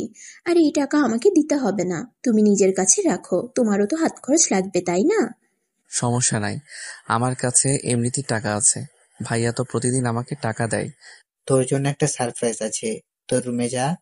তাই এখনই যাচ্ছি। আদিত্য ওর রুমে যেতেই টেবিলের উপরে একটা শপিং ব্যাগ দেখলো। ব্যাগটা খুলতে একটা বক্স পেল। আদিত্য বক্স খুলে তো অবাক। আদিত্য তাড়াতাড়ি করে খুলে পেছনের দিকে তাকাতে রাকিব বলল, কি পছন্দ হয়েছে ফোনটা? আমার সামর্থ্য অনুযায়ী কিনেছি ভাই, কিছু মনে করিস না। আদিত্য খুশিতে চোখের পানি চলে আসলো। আদিত্য রাকিবকে জড়িয়ে ধরে বলল, ভাইয়া, এত টাকা খরচ করার কি দরকার ছিল? আমার ফোন ছাড়া এমনিতে অনেক ভালো ছিলাম। হয়েছে, এই যুগে ফোন ছাড়া থাকা যায় নাকি? আর তোর ফ্রেন্ডের তো ফোন আছে, তোর নাই, এটা কেমন দেখায়? তাই তোর ভাবি কিছু টাকা জমাইছিল, আর আমার কিছু টাকা ছিল, ওইটা দিয়ে এটা কিনেছি। আদিত্য একদম অবাক হয়ে গেল। আদিত্য নিজেকে সামলাতে না পেরে রাকিবকে জড়িয়ে ধরলো আর কান্না করতে লাগলো। ভাইয়া, ভাবি তোমরা এত ভালো কেন? একটা অপরিচিত ছেলের জন্য এত কেন করছো? কি যাতা বলিস? তুই অপরিচিত কেন হবি? তুই আমার ভাই। যেদিন তুই আমাকে ভাইয়া বলেছিলিস, সেদিন থেকে তুই আমার নিজের ভাই। আর একবার যদি অপরিচিত বলিস, তাহলে তোর খবর আছে বলে দিলাম। আমাদের কি তুই নিজের মানুষ ভাবিস না? সরি ভাইয়া, তোমরা ছাড়াই দুনিয়াতে আমার কেউ নাই। আই লাভ ইউ ভাইয়া এবং ভাবি। হয়েছে, শোন, তোর ভাবি আজ ভালো মন্দ রান্না করেছে। চল, আজ 3জন মজা করে খাবার খাবো। ওকে, আমি ফ্রেশ হয়ে নেই। রাকিব ময়না চলে গেল। আদিত্য ওদের চলে যাওয়ার দিকে তাকিয়ে বলতে লাগলো, সত্যি তোমাদের না দেখলে বুঝতাম না এই দুনিয়াতে এত ভালো মানুষ আছে। আমার আব্বু তো আমায় কোনোদিন ভালোবাসে নাই। ভাইয়া আমাকে একটু ভালোবাসলেও দিন শেষ সেও আমাকে ঘৃণা করে। এখন হয়তো নিজের ফ্যামিলি থেকে তো কখনো ভালোবাসা পেলাম না, কিন্তু আজ তোমাদের থেকে যতটা ভালোবাসা পেয়েছি কোনোদিন ভুলবো না ভাইয়া ভাবি। আদিত্য কথাগুলো ভেবে চোখের কোণায় পানিগুলো মুছে ফ্রেশ হয়ে এসে 3জন খেয়ে গল্প করতে লাগলো। বিকেলের দিকে আদিত্য রায়হান চৌধুরীর বাড়িতে গেল। গিয়ে আবার প্রতিদিনের মতো কাজ করতে লাগলো। 4টার দিকে প্রাইভেট পড়াতে লাগলো। আজ আর রায়মা নাই, তৃষা শুধু পড়ছে। হুট করে তৃষা আদিত্যের হাতের উপরে তৃষা নিজের হাত রাখতেই আদিত্য তাড়াতাড়ি করে নিজের হাত সরিয়ে নিল। তৃষা বারবার আদিত্যের হাতে হাত রাখতে গেলে আদিত্যর বুঝতে বাকি রইল না তৃষার মনে খারাপ চিন্তা ঘুরপাক খাচ্ছে। ম্যাম, আজ আমি আসছি, বাসায় আমার কাজ আছে। আমার পড়া তো শেষ হয় নাই, আগে যেতে পারবো না। ম্যাম, আমাকে আপনি তুমি করে বলছেন কেন? কেন, তুমি কি বলতে পারবে না নাকি? না মানে আপনি তো আমাকে তুই করে বলেন। অনেক ভেবে দেখলাম তুই তো আমার 1 বছরের সিনিয়র, তাই তোকে তুমি বলা উচিত। আচ্ছা শোন, আগামীকাল আমি শহরে যাব, তুই আমার সাথে যাবি? না মানে ম্যাম, আমার কাজ তো আপনাদের বাড়িতে, আর আপনাদের পড়ানোর কাজ। আচ্ছা ম্যাম, আপনি থাকেন, আমি যাই। আদিত্য উঠে চলে গেল। তৃষা আদিত্যের চলে যাওয়ার দিকে তাকিয়ে আছে। আদিত্য বাসায় গিয়ে দেখে রাকিব উঠানে বসে আছে। ভাইয়া, আজ কোথাও যাও নাই? যাব ভাই। দেখো না ভাই, তোমার ভাইয়ার শরীরটা অনেক খারাপ, জ্বরে পুড়ে যাচ্ছে। আর সেখানে নাকি ও গাড়ি নিয়ে বের হবে। কতবার বুঝাচ্ছি, একটুও শুনছে না। ভাইয়া, তোমার জ্বর আর তুমি গাড়ি নিয়ে বের হবে মানে? তোমাকে কোথাও যেতে হবে না, আমি তোমার হয়ে ড্রাইভিং করব। তুমি বাসায় রেস্ট নাও। কি পাগলের মতো বকছিস তুই? কি ড্রাইভ করতে পারিস? হ্যাঁ, মোটামুটি পারি। তুই কিভাবে পারস? আমার নিজের তো গাড়ি ছিল। মানে আমি যে আগে যার বাসায় কাজ করতাম ওইখানে তো ড্রাইভিংও শিখেছিলাম। ও আচ্ছা, কিন্তু তুই পারবি তো? হ্যাঁ পারবো, এখন গাড়ির চাবিটা দাও। আদিত্য রাকিবের রুমে গিয়ে চাবিটা নিয়ে গাড়ি নিয়ে রায়হান চৌধুরীর বাড়িতে গেল। বাসায় গিয়ে রায়হান চৌধুরী অবাক হয়ে বলল, কি ব্যাপার আদিত্য, তুমি এখানে কেন? রাকিব কোথায়? আসলে স্যার, ভাইয়া অনেক অসুস্থ, তাই আমি ড্রাইভিং করব। তুমি পারো তো? জি পারি। আদিত্য দরজা খুলে দিলে রায়হান চৌধুরী আর তৃষা গাড়িতে ওঠে বসলো। আদিত্য ড্রাইভিং করতে লাগলো। আদিত্য শহরের পথে রওনা দিল। প্রায় 3 ঘন্টা পর ঢাকা চলে আসলো। আদিত্য, তোমাকে যে ঠিকানা দিলাম ওইটাতে চলো, আগামীকাল মিটিং করতে হবে। তিশাকে নামিয়ে দিয়ে আমরা হোটেলে চলে যাব। কোন ঠিকানা স্যার? আমার তো ঠিক মনে নাই। রায়হান চৌধুরী যে ঠিকানা দিল, আদিত্য থতমত খেয়ে গেল। আদিত্য ঢোক গিলে রওনা দিল। আদিত্যের বাড়িতে তৃষা নামলো। আদিত্য বুঝতে পারছে না তৃষা ওদের সম্পর্কে কি হয়। আদিত্য ওইদিকে গিয়ে তৃষাকে নামিয়ে দিয়ে বেশি দেরি না করে রায়হান চৌধুরীকে নিয়ে চলে আসলো। আদিত্য, তুমি তো সব দিকেই এক্সপার্ট। ও তেমন কিছু না। আচ্ছা স্যার, একটা কথা বলবো? হ্যাঁ বলো। তিশা ম্যামকে যে রেখে আসলাম ওইটা কার বাসা ছিল? ওইটা আমার ভাইয়ের বাসা। তা আপনি গেলেন না কেন? ওনাদের সাথে তো দেখা করা উচিত ছিল। আদিত্য, বেশি না বুঝে নিজের কাজ করো। আদিত্য আর কিছু বলল না। আদিত্য মাথায় ঘুরপাক খেতে লাগলো আর ভাবতে লাগলো, আল্লাহ জানে আমার কোনো ছবি আবার বাড়িতে নাই তো। থাকলে তো আমাকে চিনে ফেলবে। না, আব্বু তো অনেক আগে আমার সবকিছু পুড়িয়ে ফেলছিল, আর তো ছবি ওঠা হয় নাই। আদিত্য কথাগুলো ভাবতেই হোটেলের সামনে নেমে দুইটা রুম বুকিং করা ছিল, সেখানে গিয়ে 2 জন উঠল। আদিত্য ফ্রেশ হয়ে রাকিবকে ফোন দিল। ভাই, পৌঁছে গেছস? হ্যাঁ ভাইয়া। কি করো, ভাবি কোথায়? এই তো, আমার পাশে কথা বলবি নাকি? আদিত্য ময়নার সাথে কথা বলতে লাগলো। অনেকক্ষণ কথা বলে ময়না রাকিবের কাছে দিল।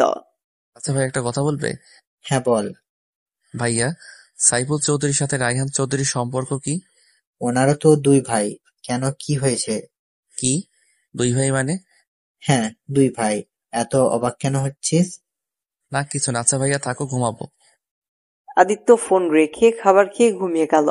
তৃষার ফোন আসলে আদিত্য রিসিভ করলো। আদিত্য কই তুমি? শোনো, আব্বু বলল এখানে আসতে। সাইফুল চাচ্চু অনেক অসুস্থ, তাড়াতাড়ি আব্বু যেন হসপিটালে চলে আসে। আদিত্য কথাটা শুনে থমকে গেল। আদিত্যের হাত পা যেন ঠান্ডা হয়ে আসছিল।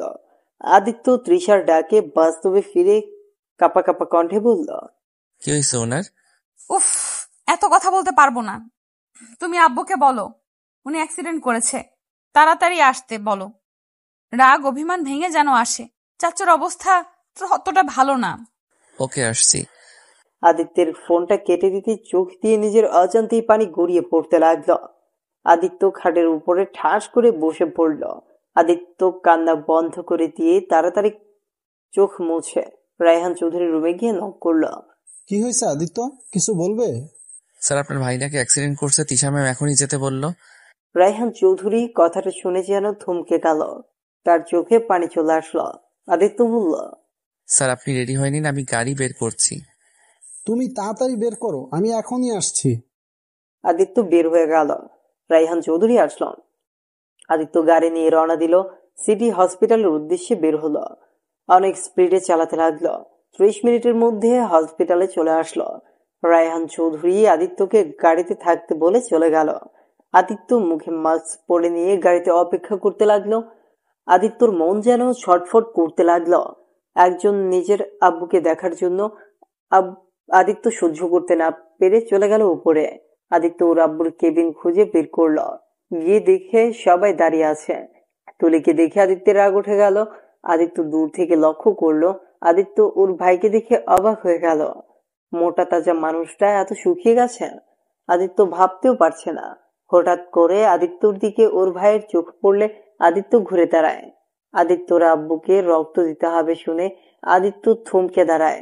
ডাক্তার কেবিনে আসলে আদিত্য ডাক্তারের কাছে গিয়ে রক্ত দেয়। রক্ত দিয়ে আদিত্য ওইখান থেকে চলে আসে। রাত অনেক হলে আদিত্য তৃষাকে এবং রায়হান চৌধুরীকে ওদের বাসায় রেখে আসেন। আদিত্য, তুমি কি এখানে থাকবে নাকি হোটেলে চলে যাবে? হোটেলে চলে যাই। আদিত্য কথাটা বলে ওদের কাছ থেকে বিদায় নিয়ে হোটেলে যায়। আদিত্য লুকিয়ে হসপিটালে যায়। হসপিটালে গিয়ে লুকিয়ে ওর আব্বুর কেবিনে ঢুকে পড়ে। আদিত্য কেবিনের ভিতরে গিয়ে দেখে সাইফুল চৌধুরী বেডে শুয়ে আছে। পানি খাওয়ার গ্লাসটা নিতে গিয়েও পারছে না। সাইফুল চৌধুরী পড়ে যেতে নিবে, সাথে সাথে আদিত্য ধরে ফেলে। আদিত্য সাইফুল চৌধুরীকে ভালো করে শুইয়ে দিয়ে পানি ঢেলে দেয়। সাইফুল চৌধুরী পানি খেয়ে বলে, ধন্যবাদ। কে আপনি? আদিত্য কিছু না বলে চলে গেল। আদিত্য বাহির থেকে সাইফুল চৌধুরীকে দেখতে লাগলো। এইভাবে প্রতিদিন আদিত্য রাতে লুকিয়ে দেখতে লাগলো। আদিত্যের সেবায় প্রায় অনেকটা সুস্থ হয়ে গেছে। সকালে উঠে সাইফুল চৌধুরীকে বাসায় পৌঁছে দিয়ে আদিত্যকে ফোন দেয় রায়হান চৌধুরী। আদিত্য, আমরা বাসায় যাব, তুমি এখনই গাড়ি নিয়ে আসো। জি স্যার, আসছি। আদিত্য দেরি না করে মুখে মাস্ক দিয়ে চলে গেল। আদিত্য রায়হান চৌধুরীকে ফোন দিল। তৃষা, রায়হান চৌধুরীকে সবাই বিদায় দিল। আদিত্য ওদের দেখে ঘুরে বসলে। আদিত্য দরজা খুলে দিলে রায়হান চৌধুরী উঠে বসলো। আরেক সাইডে তৃষাকে বসিয়ে দিয়ে আদিত্য গাড়ি নিয়ে রওনা দিল। আদিত্য ওইখান থেকে যেতেই আদিত্য বড় একটা দীর্ঘ নিঃশ্বাস ছেড়ে দিল। আদিত্য সারা রাত ড্রাইভিং করলো। 3 ঘন্টার ভেতরে গ্রামে চলে আসলো। ওদের নামিয়ে দিয়ে আদিত্য বাসে চলে আসলো। আদিত্য কাউকে কিছু না বলে নিজের রুমে গিয়ে শুয়ে পড়ল। সকালে ময়না আদিত্যর রুমে ঝাড়ু দিতে এসেছে দেখে আদিত্য ঘুমিয়ে আছে। আদিত্যকে কিছু না বলে ঘর ঝাড়ু দিয়ে রুম থেকে বের হলো। আদিত্য ঘুম ভাঙতেই দেখে 8টা বেজে গেছে। আদিত্য তাড়াতাড়ি উঠে ফ্রেশ হয়ে কলেজে চলে যায়। কলেজ থেকে এসে রাকিব ময়নার কাছে গিয়ে বসে বলল, ভাইয়া, তোমার শরীর এখন কেমন আছে? আলহামদুলিল্লাহ ভালো। তুই কখন এসেছিস? রাতে এসেছি 1টার দিকে, তোমরা ঘুমাইছিলে, তাই আর ডাক দেই নাই। ভাবি, আমার অনেক ক্ষুধা লাগছে, খেতে দাও। ওকে দিচ্ছি, ফ্রেশ হয়ে আসো। আদিত্য রুমে গিয়ে ব্যাগটা রেখে ড্রেস পরিবর্তন করে ফ্রেশ হয়ে নিল। ময়না রাকিবের সাথে বসে খাবার খেয়ে রায়হান চৌধুরীর বাড়িতে গেল। রায়হান চৌধুরী আদিত্যকে দেখে বলল, আদিত্য, আমার শরীরটা একটু ম্যাসাজ করে দেবে? তোমার হাতে জাদু আছে। দিচ্ছি স্যার। আদিত্য মেসেজে সবকিছু নিয়ে এসেছে। রায়হান চৌধুরীর সারা শরীর মেসেজ করে দিতে লাগলো। মেসেজ শেষ হলে তৃষা বলল, আদিত্য, আমার সাথে একটু চলো তো। কই যাবে তিশা? আব্বু ফ্রেন্ডদের বাসায় যাব। আদিত্য তো ড্রাইভিং অনেক ভালো পারে, তাই ওকে নিয়ে যেতে চাচ্ছি। ওকে নিয়ে যাও। আদিত্য, যাও ওকে নিয়ে। আদিত্য হাত ধুয়ে তৃষার গাড়ির চাবি নিয়ে গেল। তৃষা পেছনে বসলো। বেশ কিছু দূর যেতেই তৃষা বলল, আদিত্য, গাড়িটা থামাও। আদিত্য গাড়ি থামাতেই তৃষা নেমে আদিত্যের পাশে বসলো। ম্যাম, কি করছেন? আমার পাশে কেন বসেছেন? চুপচাপ গাড়ি চালাও, বেশি কথা বলো না। প্লিজ ম্যাম, পিছনে বসেন। এভাবে কেউ দেখলে আপনাদের মান সম্মান যাবে। উফ, চুপ করবে তুমি? যা বলছি তাই করো। আদিত্য আর কিছু বলল না। আদিত্য গাড়ি চালাতে লাগলো। তৃষা আদিত্যকে একটা নদীর পাড়ের দিকে নিয়ে যেতে বলল। আদিত্য কিছু বলার সাহস পাইল না। তৃষার রাগী লুক নিয়ে তাকিয়ে আছে। আদিত্য তৃষার কথা মতো নদীর পাড়ে গাড়ি থামালো। আদিত্যের হাত ধরে টেনে গাড়ি থেকে নেমে আদিত্যকে দাঁড় করিয়ে দিয়ে তৃষা বলল, আদিত্য, চোখ বন্ধ করে এখানে দাঁড়াও, আমি এক্ষুনি আসছি। চোখ আগে যেন খুলো না, আমি বলা না পর্যন্ত। ম্যাম, কি করবেন? যা বলছি ওটাই করো। আদিত্য উপায় না পেয়ে চোখ বন্ধ করে দাঁড়িয়ে থাকলো। তৃষা গাড়ির দিক থেকে একটা ফুলের তোড়া নিয়ে এসে আদিত্যের সামনে হাঁটু গেড়ে বসে বলল, চোখটা খোলো। আদিত্য চোখ খুলতে তৃষা বলল, আদিত্য, তোমাকে আমি আমার জীবন সঙ্গী হিসেবে চাই। তুমি কি আমার সারা জীবনের পথ চলার সঙ্গী হবে? আমার ভবিষ্যতের বাচ্চার বাবা হবে কি? Aditya, I really really love you. I love you Aditya, I really love you. এইসবের মানে কি? আপনি আমার ম্যাম আর আমি আপনার বাড়ির চাকর। আপনার সাথে আমার এইসব যায় না। কেন যায় না? তুমিও মানুষ, আমিও মানুষ। আর আদিত্য, আমি তোমাকে ভালোবাসি। প্লিজ আমার ভালোবাসা গ্রহণ করো। আদিত্য, আমি তোমাকে ছাড়া বাঁচবো না আদিত্য। কি যাতা আবল তাবল বকছেন? আপনি আমার মালকিন, আপনার সাথে আমার এইসব যায় না। আদিত্য, এক কথা বারবার বলবে না। আমি তোমাকে ভালোবাসি আর তুমিও তো আমাকে ভালোবাসো, তাই না? আদিত্য, তুমি যে আমাকে ভালোবাসো আমি কিন্তু জানি। দেখো, আমার ভালোবাসা গ্রহণ করে নাও। আমি আপনাকে ভালোবাসি না, এটা সম্পূর্ণ মিথ্যা কথা। কোথায় আপনি আর কোথায় আমি? আপনার সাথে এইসব আমি কল্পনাও করি না। আপনি আমার মালকিন আর আমি আপনার চাকর। Just shut up. কিসের চাকর? হ্যাঁ, দেখো, আমি তোমাকে ভালোবাসি, এটাই শেষ কথা। আমি তোমাকে ছাড়া সত্যিই বাঁচবো না। আমি তোমাকে না পেলে এক্ষুনি এই নদীতে ঝাঁপ দিয়ে আত্মহত্যা করব। প্লিজ ম্যাম, এমন কিছুই করবেন না। ম্যাম, আপনি আমাকে কি দেখে ভালোবাসেন বলেন তো? দেখেন ম্যাম, এইটা আপনার ভালো লাগে বা আবেগ, সো এটা নিয়ে বাড়াবাড়ি করবেন না। Just shut up. আমি যেটা বলি সেটাই শোনো। তুমি কি চাও আমি এক্ষুনি আত্মহত্যা করি? দেখো, আমি তোমার সাথে মজা করছি না। তুমি যদি আমাকে এখন গ্রহণ না করো তাহলে আমি এক্ষুনি এই নদীতে ঝাঁপ দিব। আর তুমি এতদিনে বুঝে গেছো আমি যেটা বলি সেটাই করি। দেখেন, এইটা পাগলামি ছাড়া কিছুই না। আপনি বোঝার চেষ্টা করেন। দেখেন, আপনি যদি আমার সাথে রিলেশনে আছেন, আপনার ফ্যামিলির মান সম্মান কোথায় গিয়ে দাঁড়াবে বুঝতে পারছেন? আর আপনার আব্বু কোনোদিন আমাদের সম্পর্ক মেনে নিবে না। তার মানে তুমি আমাকে ভালোবাসো, তাই না? তা না হলে মেনে নেওয়ার প্রশ্ন আসতো না। না, বাসি না। আপনাকে আমি জাস্ট বুঝলাম। ও, বুঝছি। আমাকে কি করতে হবে? তুমি চাও না যে আমি বেঁচে থাকি। শোনো, তোমাকে আমি না পেলে আমার বেঁচে থেকে কোনো অধিকার নেই। তৃষা কথাটা বলে দৌড়ে নদীর দিকে যেতে লাগলো। আদিত্য তৃষার পেছন পেছন দৌড়ে যেতে লাগলো। তৃষা যেই ঝাঁপ দিতে যাবে, সাথে সাথে আদিত্য হাত ধরে টেনে বুকের সাথে শক্ত করে জড়িয়ে ধরে বলল, এই পাগলি, কোথায় যাচ্ছ? আমাকে একা রেখে চলে গেলে আমার কি হবে?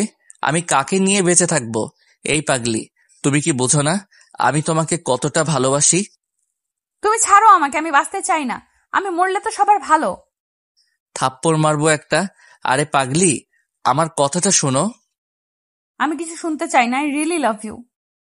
তৃষা কথাটা বলে কান্না করতে লাগলো। আদিত্য তৃষার মাথায় হাত বুলিয়ে দিতে দিতে বলল, আই লাভ ইউ টু। এখন কান্না বন্ধ করো। সত্যি ভালোবাসো তো? হ্যাঁ, ভালোবাসি তোমাকে। কখনো বলার সাহস পাই নাই, বাট তুমি যে আমাকে ভালোবাসো এইটা আমি বিশ্বাস করতে পারছি না। কিন্তু তিশা, আমাদের এই ভালোবাসাটা কখনো এক হবার নয়। আমাদের ভালোবাসাটা দূর থেকে সুন্দর থাকবে। মানে কি বলছো? ওই পাশে বসি, তারপর বলি। না, এখানে বলো। দেখো তিশা, এটা সত্যি, আমি তোমাকে ভালোবাসি। কিন্তু তিশা, আমি একটা ড্রাইভারের ভাই আর তোমার বাড়িতেও কাজ করে খাই। সেখানে তোমার সাথে আমার যায় না। তোমার আব্বু যদি এটা জানতে পারে তাহলে অনেক কষ্ট পাবে। উনি আমাকে অনেক ভালোবাসা দিয়েছে, আমি ওনার ভালোবাসার সাথে বেইমানি করতে পারবো না। আমার ভালোবাসার চেয়ে কি তোমার কাছে আব্বুর ভালোবাসা বেশি দামি নাকি? হ্যাঁ, অবশ্যই। উনি যদি আমাকে তোমাদের বাসায় চাকরি না দিত তাহলে আজ আমি তোমাকে পেতাম না আর তোমাকে ভালোবাসতাম না। আর তোমার সাথে যদি রিলেশনে যাই, তোমার আব্বু নিশ্চয়ই ভাইয়াকে চাকরি থেকে বের করে দিবে। আর আমার জন্য ভাইয়ার ক্ষতি হোক এইটা আমি কোনোদিন মেনে নিতে পারবো না। আমার জীবন চলে গেলেও আমি আমার ভাইয়া ভাবির মনে কষ্ট দিতে পারবো না। আদিত্য, তুমি খালি নিজের স্বার্থটাই দেখলে। আদিত্য, আমি তোমাকে ভালোবাসি, বিশ্বাস করো। আমি তোমাকে ছাড়া বাঁচবো না। আমার মন প্রাণ সব দিয়ে আমি তোমাকে ভালোবাসি। প্রতিটা রাত আমি তোমার কথা ভেবে ঘুমোতে পারি না। পড়ার ফাঁকে ফাঁকে তোমাকে দেখতে আমার ভীষণ ভালো লাগে। তোমাকে না দেখতে পেয়ে যেন দম বন্ধ হয়ে আসে। প্লিজ আদিত্য, আমাকে ফিরিয়ে দিও না। তিশা, এখন তোমার আবেগ কাজ করছে। শুনো, একটা কথা বলি, এই দুনিয়াটা স্বার্থপর দুনিয়া। এখানে কেউ কারোর জন্য মরতে পারে না। তুমি বলছো তুমি আমাকে ছাড়া বাঁচবে না, তা কি করবে? আমাকে না পেলে আত্মহত্যা করবে নাকি? করলে লাভ কি হবে? তিশা, তোমাকে ছাড়া আমি ভালোই থাকবো। কারো জন্য কারো জীবন থেমে থাকে না। তুমি বিয়েটা করে ফেলো, দেখো স্বামী সন্তান পেয়ে আমাকে ভুলে যাবে, তখন নিজের সংসার নিয়ে ব্যস্ত হয়ে যাবে। এখন তোমার আবেগ কাজ করছে, বুঝছো? যাই হোক, এইসব কথা এখানে থামিয়ে দেওয়া ভালো। তোমার কি মনে হয় আমি তোমাকে ভালোবাসি না? আমি আবেগের বশে আমি এসব করছি? আমি কখন বললাম তুমি আমাকে ভালোবাসো না? আদিত্য, তুমি যখন জানো তারপর কেন আমার সাথে এমন করছো? আদিত্য, আমি তোমাকে স্বামী হিসাবে পেতে চাই, আর কাউকে আমি চাই না। বাজে কথা বলো না। আর 5 দিন পর তোমার বিয়ে হবে, আর এখন এইসব নিয়ে না ভেবে তোমার বিয়ের কথা ভাবো। আমি বিয়ে করব না। আমি আজই আব্বুকে বলে দিব আমি তোমাকে ভালোবাসি। যদি না মেনে নেয় তাহলে আমি আত্মহত্যা করব। তুমি যদি আমাকে ভালোবাসো তাহলে তুমি এমন কিছুই করবে না। দেখো, তোমার আব্বু তোমাকে কোনো খারাপ ছেলের হাতে তুলে দিবে না নিশ্চয়ই। তোমাকে ভালো ছেলে দেখে বিয়ে দিচ্ছে। আমার মতো গরিব ছেলের সাথে কখনো কোনো বাবা বিয়ে দিবে না। আমি এত কিছু জানি না। আমার তোমাকে লাগবে মানে তোমাকে চাই আমি। তৃষা কথাগুলো বলে আদিত্যকে জড়িয়ে ধরে কান্না করতে লাগলো। আদিত্য কি বলবে বুঝতে পারছে না। আদিত্য যে তৃষাকে ভালোবাসে, আবার মাঝখানে তৃষার ফ্যামিলির ভালোবাসা।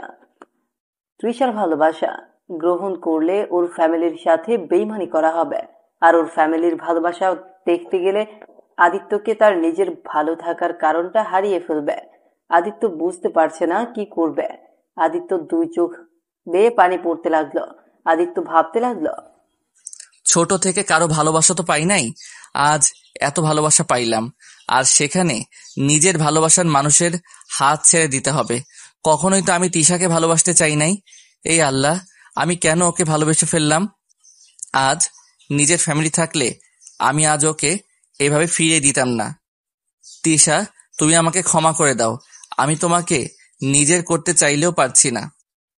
আদিত্য তৃষাকে ধাক্কা দিয়ে সরিয়ে দিয়ে বলল, হা হা হা, ম্যাম, আপনার সাথে কেমন নাটক করলাম? ধুর ম্যাম, আপনাকে ভালোবাসবো আমি? আপনি ভাবলেন কিভাবে? আপনার মতো অহংকারী মেয়েকে নাকি আমি বাসবো ভালো? হা হা হা, মজা পেলাম। যেই মেয়ে গরিবকে মানুষ মনে করেন না, আর সেই মানুষকে নাকি আমি ভালোবাসবো? শুনেন, আপনার প্রতি আমার ভালোবাসা আছে না, আপনার প্রতি আমার ঘৃণাটাই আছে। আপনাকে আমি ভালোবাসি না, ওকে? আদিত্যের কথা শুনে তৃষা নিজের চোখের পানি ধরে রাখতে পারল না। তৃষা মাথা নিচু করে ফেলল। তৃষা কান্নামাখা কণ্ঠে বলল, আদিত্য, আমি আগে অহংকারী ছিলাম মানছি। আদিত্য, আমি তো এখন ভালো হয়ে গেছি, তাই না? আদিত্য, বিশ্বাস করো, তোমাকে ভালোবাসার পর থেকে আমি অনেকটা চেঞ্জ হয়ে গেছি। ম্যাম, নাটক বন্ধ করেন। আপনার মতো মেয়ে আবার নাকি ভালো হবে? শুনেন, এইসব নাটক আমার সামনে করবেন না। আপনাকে আমি ঘৃণা করি, বুঝছেন? আপনার মতো মেয়েকে ভালোবাসা যায় না, শুধু ঘৃণা করা যায়। এখন নিশ্চয়ই আমার চাকরিটা কেড়ে নিবেন। নেন গা, আপনার চাকরির দরকার নাই। আজ আমি আপনাদের চাকরি ছেড়ে দিব। আদিত্য কথাটা বলে গাড়িতে এসে বসল। তৃষা কান্না করতে করতে গাড়িতে এসে বসে। আদিত্য গাড়িটা ছেড়ে দেয়। আদিত্য অনেক কষ্ট হচ্ছে, কিন্তু আদিত্য তৃষাকে বুঝতে দিল না। তৃষা বাসার সামনে যেতেই চোখের পানি মুছে ফেলল। তৃষা আদিত্যকে বলল, চাকরি ছেড়ে দিতে হবে না। আমি তোমাকে জ্বালাবো না। আমার ভুল হয়েছে। আসলে আমাকে ভালোবাসা যায় না, আমাকে শুধু ঘৃণা করা যায়। আমি কারোর ভালোবাসা পাওয়ার যোগ্য না। তুমি প্লিজ আমার জন্য চাকরি ছেড়ে দিও না। তৃষা কথাগুলো বলে হাঁটা শুরু করলো। আদিত্য গাড়ির চাবি নিয়ে তৃষার সাথে হেঁটে যেতে লাগলো। আদিত্য আর তৃষা বাসার ভেতরে প্রবেশ করলো। রাকিব বলল, আদিত্য, কই গেছিলি? বাসায় চল। আর তোর ফোন বন্ধ কেন? ফোন বন্ধ? ও ভাইয়া, মনে হয় ফোনে চার্জ নাই। তিশা মামনি, কিছু হয়েছে তোমার? কই না তো আব্বু। আচ্ছা তোমরা থাকো, আমি রুমে যাচ্ছি। তৃষা দৌড়ে চলে গেল। আদিত্য গাড়ির চাবিটা রেখে রাকিবের সাথে বাসায় চলে আসে। আদিত্য বাসায় এসে গোসল করে নিজের রুমে শুয়ে থেকে অনেকক্ষণ কান্না করতে লাগলো। ময়না আদিত্যের রুম থেকে কান্নার শব্দ পেয়ে রুমে প্রবেশ করতেই দেখে আদিত্য কান্না করছেন। আদিত্য ময়নাকে দেখে তাড়াতাড়ি চোখ মুছে ফেলল। আদিত্য, কি হয়েছে? কান্না করছো কেন? কই ভাবি, কিছু হয় নাই তো। তোমার চোখ তাহলে লাল কেন? আর বললেন না, চোখে কিছু একটা পড়ছে যার কারণে আর কি। ও আচ্ছা। ময়না আদিত্যের কথায় সন্দেহ হলো, কিন্তু বুঝতে দিল না। আদিত্য রুম থেকে বের হয়ে ময়না রাকিবের সাথে বিষয়টা নিয়ে কথা বলল। রাকিব আদিত্যের কাছে আসলে আদিত্য সেই কথা বলে কথা এড়িয়ে যায়। আদিত্য বলে, ভাইয়া, আমার এক ফ্রেন্ডদের বাসায় যেতে হবে, কিছু নোট নিয়ে আসতে হবে, আমি যাচ্ছি, ওকে? আদিত্যর কথাটা বলি বের হয়ে গেল। আদিত্য ওর ফ্রেন্ডদের বাসায় গিয়ে নোট নিয়ে নিল। কিছুক্ষণ কথা বলে বের হতে রায়হান চৌধুরীর কল আসলো। আসসালামু আলাইকুম স্যার। ওয়ালাইকুম সালাম। আদিত্য এখন বাসায় আসতে পারবে? জি স্যার, আসছি।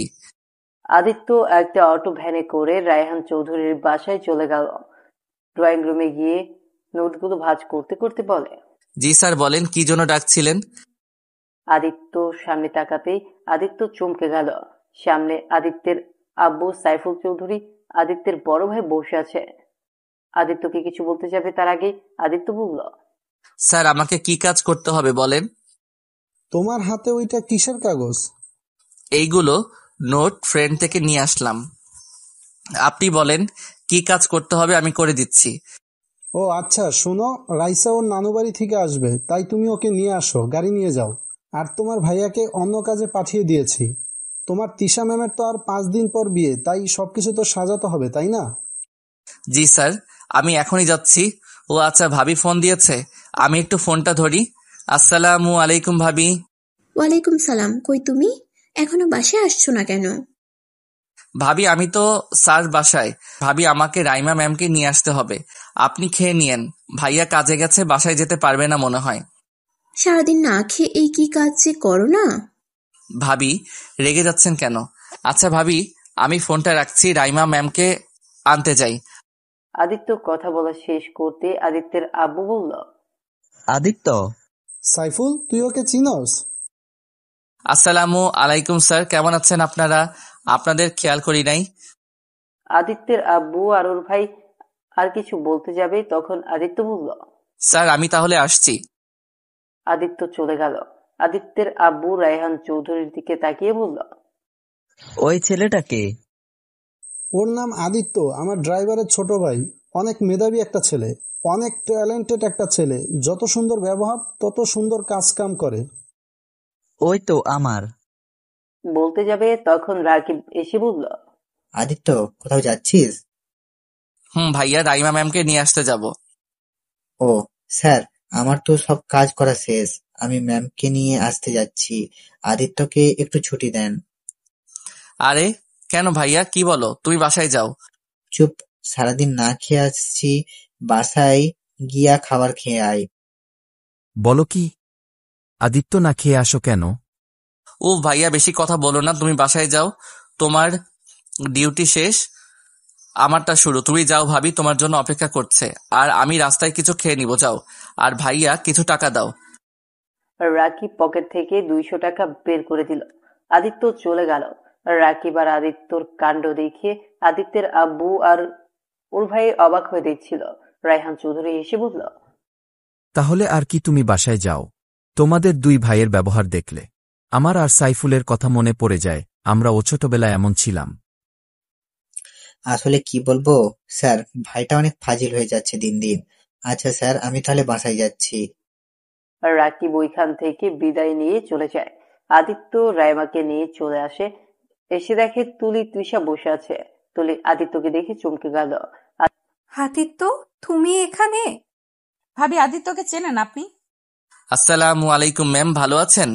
ওয়ালাইকুম সালাম। হ্যাঁ, ভালো আছি। আদিত্য, তুমি? ম্যাম, আপনাকে অনেক দিন পর দেখলাম, ভালো লাগলো আপনার সাথে দেখা হয়ে।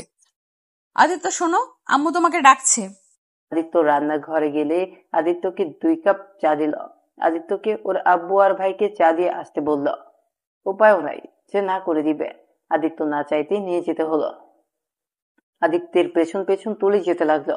আদিত্য রুমের সামনে গিয়ে বলল, স্যার, আসবো? তুলি আদিত্যের হাত ধরে রুমের ভেতরে টেনে নিয়ে গিয়ে দরজা লাগিয়ে দিল। আদিত্য বলল, ম্যাম কি করছেন? আমাকে ছাড়েন। স্যার, এই নিন আপনাদের চা। আদিত্য টেবিলের উপরে ট্রেটা রাখতেই আদিত্যের আব্বু আদিত্যকে জড়িয়ে ধরে কান্না করতে লাগলো। আদিত্য সরিয়ে দেওয়ার চেষ্টা করতে লাগলো।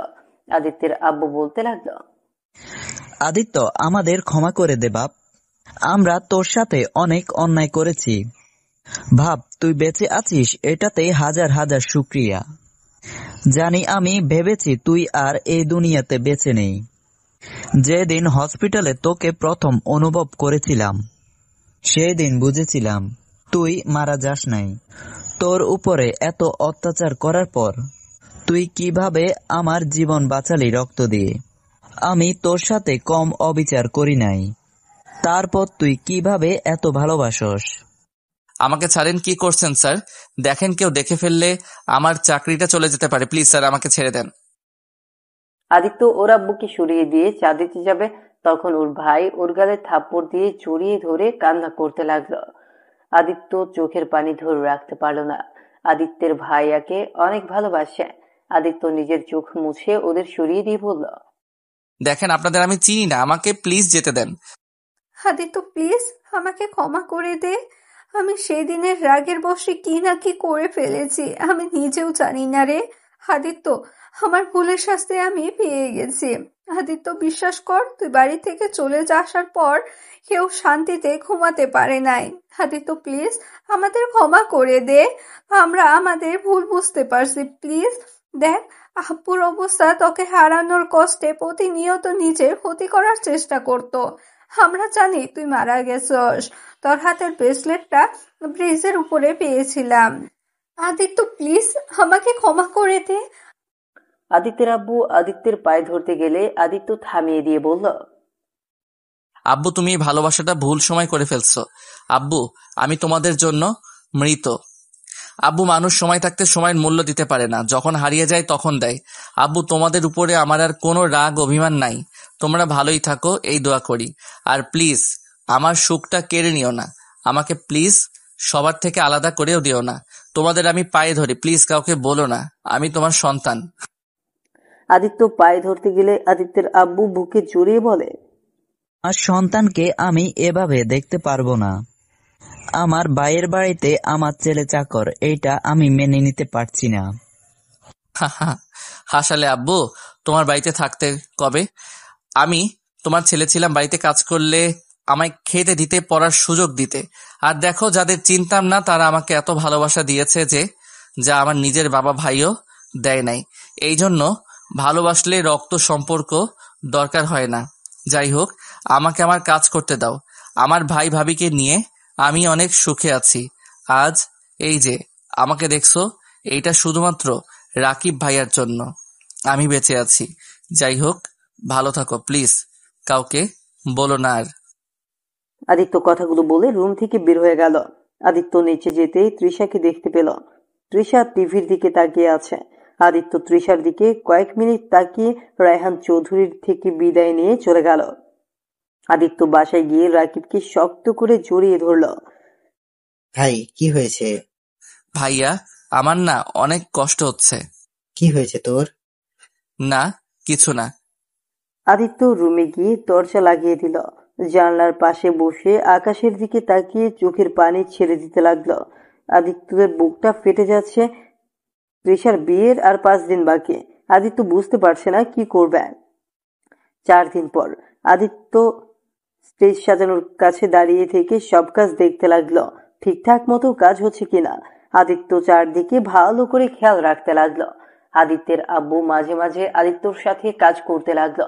আদিত্য বলল, আব্বু তুমি যাও, আমি কাজটা দেখে নিচ্ছি। তুমি অসুস্থ হয়ে যাবে। কিছু হবে না, ছেলে 4 দিন ধরে যে খাটা খাটছে, আর সেখানে আমি একটু কাজ করলে কিছুই হবে না। আব্বু জিদ করো না, এইটা আমার কাজ। আমি এই বাড়ির চাকর, আর আমি কাজ করবো না তো কে করবে? ফালতু কথা বলিস না, তুই এই বাড়ির ছেলে। আচ্ছা আব্বু, তোমার যে ফ্যামিলি আছে এটা তো কখনো আমাদের বলো নাই, শুধু এই বাড়ির পিক দেখিয়েছিলে আর বলেছিলে সবাই মারা গেছে। তুমি আসলে কেমন একটা মানুষ, জলজন্ত মানুষকে মেরে ফেলতে পারো? আমি খুব খারাপ মানুষ রে। তোর আম্মুকে যখন ভালোবেসে পালিয়ে বিয়ে করি তখন কেউ আমাদের মেনে নেয় নাই। তোর আম্মু আর আমাকে অনেক আলাদা করার চেষ্টা করেছে, যার কারণে আমি এই ফ্যামিলিকে পছন্দ করতাম না। তুই ভালো করে জানিস তোর আম্মুকে আমি কতটা ভালোবাসি। তোকে জন্ম দিতে গিয়ে মারা যাওয়ার কারণে আমি তোর উপরে কতটা অত্যাচার করছি।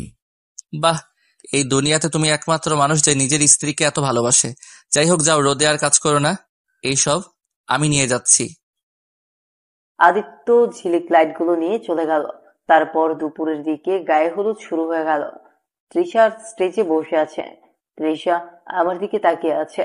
সবাই তৃষাকে গায়ে হলুদ দিতে ব্যস্ত, আর এদিকে তৃষার দিকে না তাকানোর ভান করে কাজ করতে লাগলাম। তৃষার চোখ দিয়ে পানি পড়ছে। আমি জিনিসটা দেখি ওইখান থেকে চলে আসলাম। বাসার পেছনে গিয়ে কান্না করতে লাগলাম। অনেকক্ষণ কান্না করে চোখের পানি মুছে আবার বাসার ভেতরে গিয়ে দেখতে লাগলাম কারো কিছু লাগবে কিনা। সারাদিন কাজ করতে লাগলাম।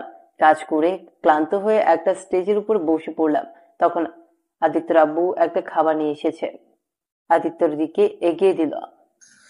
আব্বু, এইসব কি কেউ দেখে ফেলবে? কেউ দেখবে না, সবাই যার যার কাজে ব্যস্ত। আর কিছু জন ছাদে আড্ডা দেয়। সারাদিন তো কিছুই খাস নাই। আব্বু, আমি খেতে পারবো না। ওইদিকে ভাইয়াও সারাদিন না খেয়ে কাজ করছে। আমরা দুই ভাই একসাথে খাবো। আদিত্য, আব্বু থাকো, ভাবি ডাকছে। আদিত্য উঠে গেল। ময়নার সামনে গেলে ময়না আদিত্যকে নিয়ে গেল। সবাই খেতে বসেছে। আদিত্য রাকিবের পাশে গিয়ে বসলো। রাকিব দুইজনকে খাইয়ে দিতে লাগলো। আদিত্য কাজ করতে গিয়ে একটু কেটে গেছে, যার জন্য রাকিব খাইয়ে দিচ্ছে। এটা আদিত্যের আব্বু আর ওর ভাই দূর থেকে দেখতে লাগলো। আদিত্যের আব্বুর অনেক খুশি লাগছে যে আদিত্য অন্তত অনেক ভালো আছেন। সারাদিন জীবন তো কষ্ট দিয়ে গেছে। আদিত্য খাবার খাওয়া শেষ করে রাকিবের গালে কিস করে চলে গেল। রাকিব হাসতে লাগলো। আদিত্য বাসার ভেতরে ঢুকতেই আদিত্যকে বলল, আদিত্য, দেখো তো ছাদে কার কি লাগবে, একটু দেখে আসো প্লিজ। Okay sir. আদিত্যর সাথে সাথে ওর আব্বুর ভাইও যেতে লাগলো। আদিত্য এক কোণাতে দাঁড়িয়ে থাকলো। আদিত্যের আব্বু ভাই সবার সাথে যোগ দিল। তুলি আদিত্যর দিকে তাকিয়ে আছে। আদিত্য সবাইকে যার যার কাছে দিতে লাগলো। আত্মীয় স্বজন আস্তে আস্তে সবাই ছাদে চলে আসলো। ওদের সবার লাইফে একটা কথা বলতে লাগলো। রায়হান চৌধুরী তার স্ত্রীকে উদ্দেশ্য করে বলল, আমার স্ত্রী আমার প্রথম ভালোবাসা এবং শেষ ভালোবাসা। বাহ আঙ্কেল, আপনাদের দুই ভাইয়ের একই অবস্থা। তুলি কথাটা বলতেই সবাই হেসে দিল। আদিত্য এইসব বিরক্ত লাগলো, কারণ ছোটদের মাঝে বড়রা কেন এসেছে, আড্ডা দিচ্ছে, এটাই ও বুঝতে পারছে না। আদিত্য চলে যেতেই নিবে, তখন তৃষাকে কেউ একটা প্রশ্ন করে তৃষা বলতে লাগলো, হ্যাঁ, আমার লাইফেও ভালোবাসা নামে শব্দটা এসেছিল, কিন্তু সেই শব্দটা শুরু হওয়ার আগেই শেষ হয়ে গেছে। তুমি কাউকে ভালোবাসো? আমাদের তো কখনো বলো নাই। কি বলবো আব্বু, সেই তো আমায় ভালোবাসে না। একতরফা ভালোবাসা কখনো এক হতে পারে না। আর আব্বু, তুমি বিয়ে ঠিক করার আগে একবার আমার থেকে অনুমতি নিলে না? একবার জিজ্ঞেস করলেও না আমি বিয়েটা করতে চাই নাকি না? জানো আব্বু, আমার সন্তান হলে আমি সবার প্রথমে জিজ্ঞেস করব তারা কাউকে ভালোবাসে কিনা, তারা কি চায়, সেইটা সব সময় বোঝার চেষ্টা করব। কখনো আমার সন্তানের উপরে সবকিছু জোর করে তুলে দিব না। তৃষার চোখ দিয়ে টপ টপ করে পানি পড়তে লাগলো। তৃষার এমন কথা শুনে সবাই চুপ হয়ে গেল। কারো মুখে কোনো কথা নাই। রায়হান চৌধুরী তৃষার চোখের পানিগুলো বুকের ভেতরে পড়ছে। রায়হান চৌধুরী কি বলবে বুঝতে পারছে না। যাই হোক, সবাইকে চুপ করিয়ে দেওয়ার জন্য ক্ষমা চাচ্ছি। আর আব্বু, ভয় পেও না, আমি পালিয়ে যাব। তুমি বিয়ে ঠিক করেছো, আমি বিয়ে বসবো, তাই চিন্তা করো না। পালানোর হলে কবেই পালাতাম। বাহ, এই ছোট মেয়েটার সাথে ও তোমরা এক কাজ করলে, এই জন্য তোমাদের আমার দেখতে ইচ্ছে করে না। তিশা মামুনি, এখনো সময় আছে। তুমি কাকে ভালোবাসো আমাকে বলো, আমি নিজে তোমাকে তার হাতে তুলে দিব। কথাটা বলে তৃষা কান্না করতে করতে দৌড়ে চলে গেল। আদিত্য কোনো মতে নিজেকে সামলে নিল। আমি বড্ড ভুল করে ফেলেছি। আমার আসলেই উচিত ছিল তিশার সাথে পরামর্শ করা, আর ও কাকে ভালোবাসে আমার জানার উচিত ছিল। এখনো সময় আছে। দেখো ভাইয়া, এভাবে বিয়ে দিলে ওই কখনোই সুখী হবে না। সারা জীবন তোমার প্রতি ওর ঘৃণা জমে থাকবে। আচ্ছা, আমি আসছি। রায়হান চৌধুরী নিচে চলে গেল। সাথে সবাই এক এক করে নিচে চলে গেল। আদিত্য আকাশের দিকে তাকিয়ে থাকলো। এই আকাশ, বলো না আমার কি করা উচিত? আমার যে এইসব আর সহ্য হচ্ছে না। আমি কিভাবে বলবো চাচুকে আমি তার মেয়েকে ভালোবাসি? সেই তো কোনোদিন আমাকে মেনে নিবে না। তার নুন খেয়ে আমি তার মেয়েকে ভালোবেসে ফেলছি। তিশা ভালো একটা ছেলের সাথে বিয়ে হতে যাচ্ছে। আমি কিভাবে তিশাকে আমার লাইফের সাথে জড়াবো? আমার সব থেকেও যে নাই, আল্লাহ, আমি যাকে ভালোবাসি সেই আমার লাইফ থেকে কেন চলে যায়? আদিত্য কথাগুলো বলে হাঁটু গেড়ে বসে কান্না করতে লাগলো। আদিত্য কান্না করতে করতে ওইখানেই ঘুমিয়ে যায়। সকালে তৃষা ছাদে আসতেই দেখে আদিত্য পড়ে আছে। তৃষা দৌড়ে গিয়ে আদিত্যর মাথা কোলে তুলে নিয়ে বলল, এই আদিত্য, কি হয়েছে তোমার? এই আদিত্য, শুনতে পারছো? আদিত্যের ঘুম ভাঙতে তৃষার কোলে দেখে লাফ দিয়ে উঠে পড়ল। আদিত্য তৃষার দিকে তাকানোর সাহসটুকুও নাই। আদিত্য ওইখান থেকে চলে যেতে নিল। আদিত্য, একটা কথা বলবো? বলেন। আর মাত্র এই দিনটাই, তারপর তো অন্যের ঘরের বউ হয়ে যাব। আদিত্য, আমার লাস্টবারের মতো একটা কথা শুনবে না? বলেন, শোনার মতো হলে শুনবো। চিলেকোঠার ভেতরে একটু আসবে? তোমার কোলে একটু লাস্টবারের মতো মাথা রেখে ঘুমাতে চাই। মানে ঠিক বুঝতে পারলাম না। বুঝতে হবে না, তুমি প্লিজ একবার তোমার কোলে শুইতে দাও। আমি আর কোনোদিন তোমায় কোনো কিছুতে আবদার করব না। ওকে, বাট বেশিক্ষণ পারবো না, কারণ আমার কাজ আছে। ওকে, 5 মিনিট থাকলেই চলবে। আদিত্য চিলেকোঠার ভেতরে গেলে তৃষা গেল। আদিত্য খাটের উপর বসতেই তৃষা ছোট বাচ্চাদের মতো মাথা দিয়ে শুয়ে পড়ল। তৃষা শুয়ে থেকে আদিত্যকে বলল, একটু কপালে চুমু দিয়ে মাথায় হাত বুলিয়ে দাও না একটু।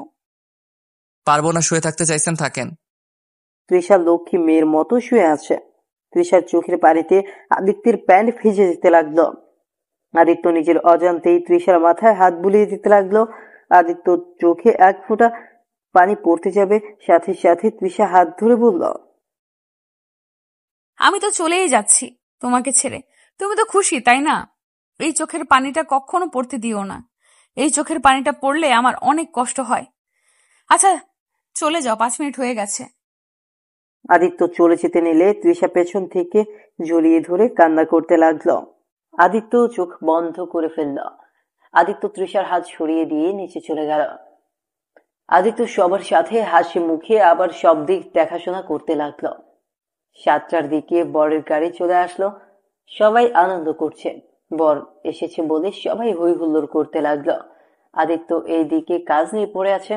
8টার দিকে বিয়ে পড়াতে লাগলো। আদিত্য এক পাশে দাঁড়িয়ে তাকিয়ে আছে। তৃষা আদিত্যের দিকে তাকিয়ে আছে।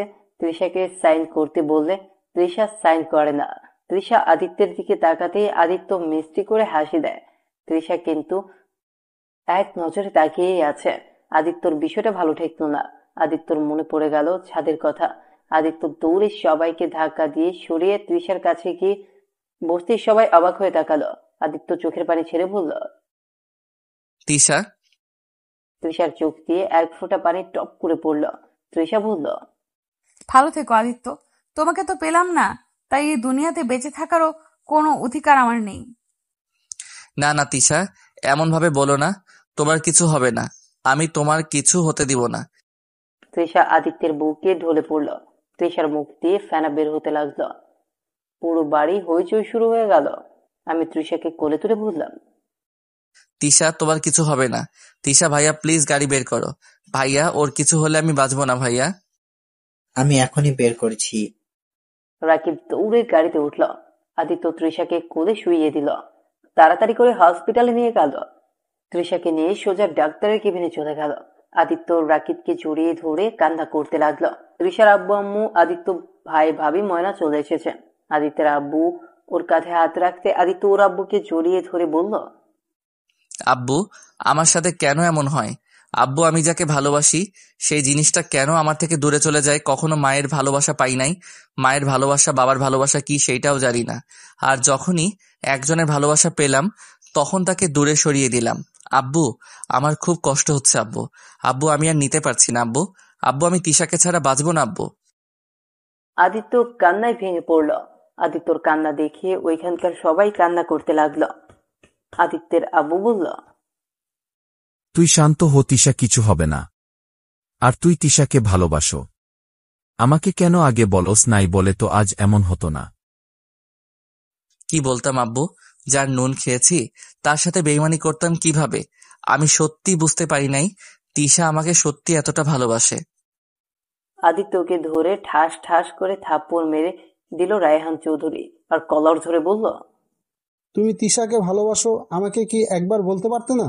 আমি তোমাকে বিশ্বাস এবং ভালোবাসি, আর তুমি আমার বিশ্বাস ভালোবাসার এই মূল্য দিলে? ছোট লোকের বাচ্চা হয়ে আমার মেয়ের দিকে হাত বাড়াস, তোকে আমি মেরে ফেলবো। আদিত্যকে রায়হান চৌধুরী মারতে লাগলো। তখনই রাকিব দৌড়ে এসে রায়হান চৌধুরীর পায়ে ধরে বলল, স্যার, আমার ভাইকে ক্ষমা করে দেন, আমার ভাই ভুল করে ফেলেছে। রায়হান চৌধুরী রাকিবকে লাথি দিয়ে ফেলে দিলে আদিত্যর রাগ উঠে যায়। আদিত্যর চোখ দুটো লাল বর্ণ ধারণ করল। রায়হান চৌধুরী আদিত্যকে বলল, তুই সব নষ্টের মূল, তোর ভাইকে এসব তুই শিখাইছস, তাই না? আমার মেয়ের সাথে প্রেম করলে আমার সব সম্পদ তোরা দুই ভাই মিলে আরামায়েশে কাটিয়ে দিতে পারস, তাই না? কথাটা বলে রাকিবের কলার ধরে যে মারতে যাবে, সাথে সাথে আদিত্য রায়হান চৌধুরীর হাত ধরে ফেলে। খবরদার, আমার ভাইয়ের গায়ে একটা ফুলের টোকা দিলে খুব খারাপ হয়ে যাবে। আমার ভাই এসব জানতো না, আর আমার ভাই একজন সৎ এবং ভালো মানুষ। আমার ভাইকে নিয়ে কথা বলার আগে আপনার দুইবার ভেবে কথা বলা উচিত ছিল। আদিত্য বেয়াদবি হয়ে যাচ্ছে, কিন্তু উনি তোমার চাচ্চু, ভুলে যাও না। আরে থামো তো চাচ্চু, তোমাকে আমি নিজের বাবা হিসেবে ঘৃণা করি, আর যেখানে তোমার ভাইকে আমার সম্মান করতে হবে নাকি? তোমার ভাইকে বলে দাও আমার ভাইকে নিয়ে উল্টাপাল্টা কথা না বলতে। এইসব কি আদিত্য? ভাইয়া কিছু না, ভাইয়া আর ভাবি আপনারা বাসায় যান, আমি আমার বউকে নিয়ে আসছি, ওই তো ডাক্তার। আদিত্য ডাক্তারের কাছে যেতেই শুনতে পেল তৃষা এখন একদম ঠিক আছে। আদিত্য দৌড়ে কেবিনের ভেতরে চলে গেল। তৃষা শুয়ে আছে। আদিত্য তৃষার পাশে বসে বলল, আমি এখানে কেন? কেন, কোথায় থাকার কথা ছিল শুনি? তোমাকে না থাপ্পড় মেরে একদম গালটা লাল করে দিতে ইচ্ছে করছে। তুমি আমাকে মারবে, তার থেকে মরে যাচ্ছিলাম, সেটাই তো ভালো ছিল। চুপ, আর একটু হলে কি হয়ে যাইতো? ওই তোমার মাথায় কি সমস্যা আছে? একটা গরিব ছেলের জন্য নিজের জীবন দিতে গেছিলে। নিজের মা বাবার ভালোবাসার কাছে কি এই ভালোবাসা বড় হলো নাকি বোকা মেয়ে? বাবা মা সন্তানের ভালো কেন বোঝে না? যদি সন্তানকে বুঝতে পারতো, তাহলে আমার মতো হাজার হাজার ছেলে মেয়ের আত্মহত্যার পথ বেছে নিতে হইতো না। হইছে, অনেক বলছেন, এখন চলেন। কোথায় যাব? কোথায় আবার? আমাদের টিনের ঘরে। থাকতে পারবেন না আমার সাথে আমাদের টিনের ঘরেতে? হ্যাঁ, থাকতে পারবো, যদি তোমার বুকে আমার জায়গা দাও। তুমি পাশে থাকলে আমি টিন কেন, ভাঙা ঘরে থাকতেও সমস্যা নেই। দরজার কাছে সবাই দাঁড়িয়ে আদিত্য আর তৃষার কথা শুনছিল। ময়না আদিত্যের কাছে এসে দাঁড়ালো। ভাবি আপনারা যান নাই? যাব। আগে আমার ছোট ভাইয়ের বউকে নিয়ে যাব। তিশা ম্যাম, আপনার আমাদের সাথে থাকতে কোনো সমস্যা হবে না তো? না ভাবি, আর আমাকে ম্যাম বলছেন কেন? আমি তো আপনার ছোট বোন হই। তাই তো, ম্যাম কেন বলি?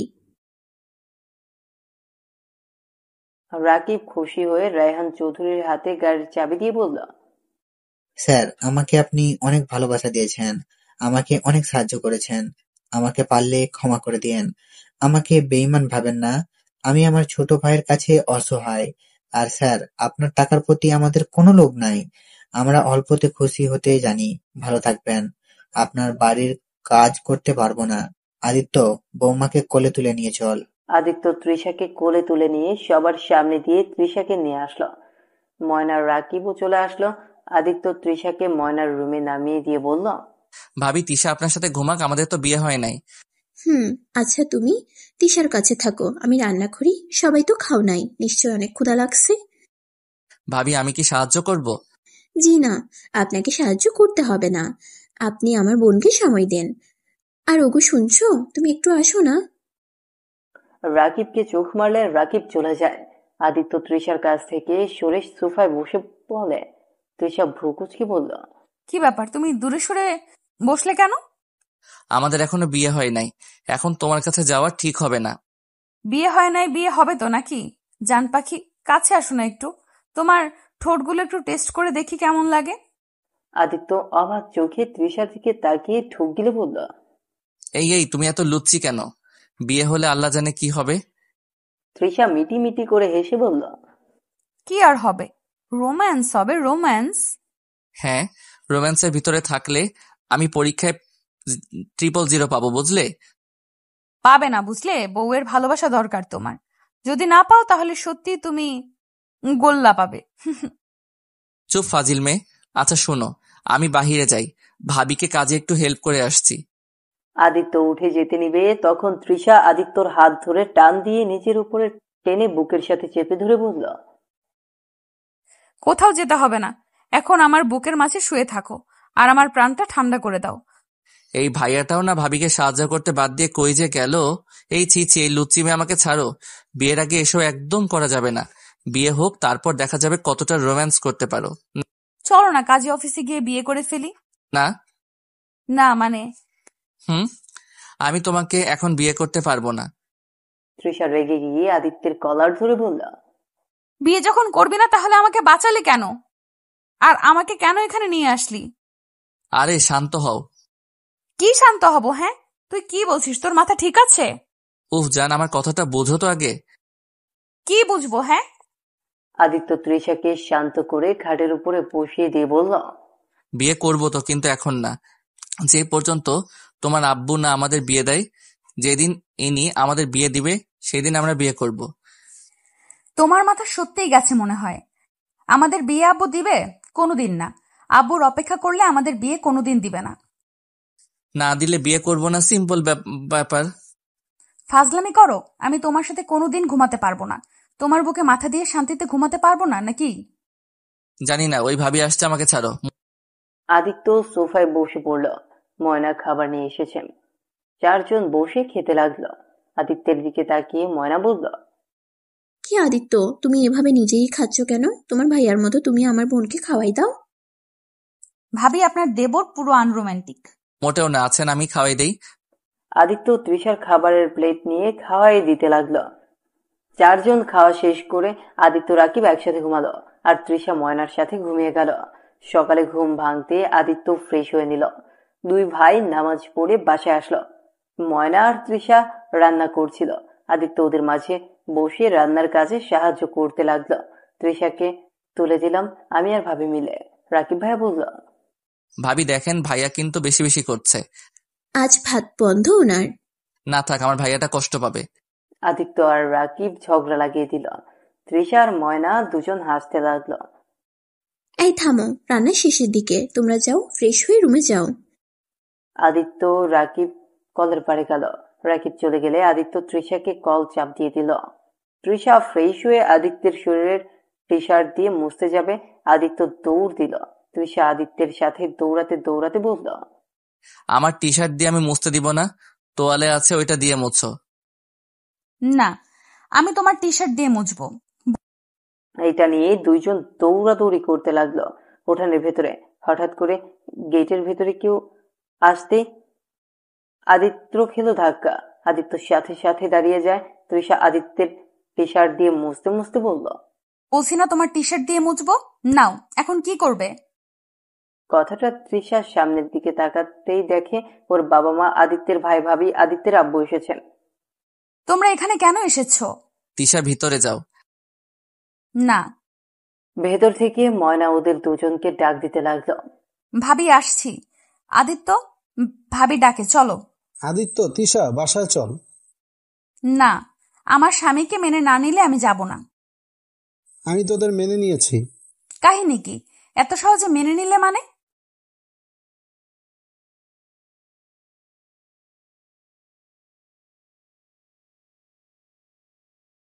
মানে চাচ্চু, বুঝলাম না।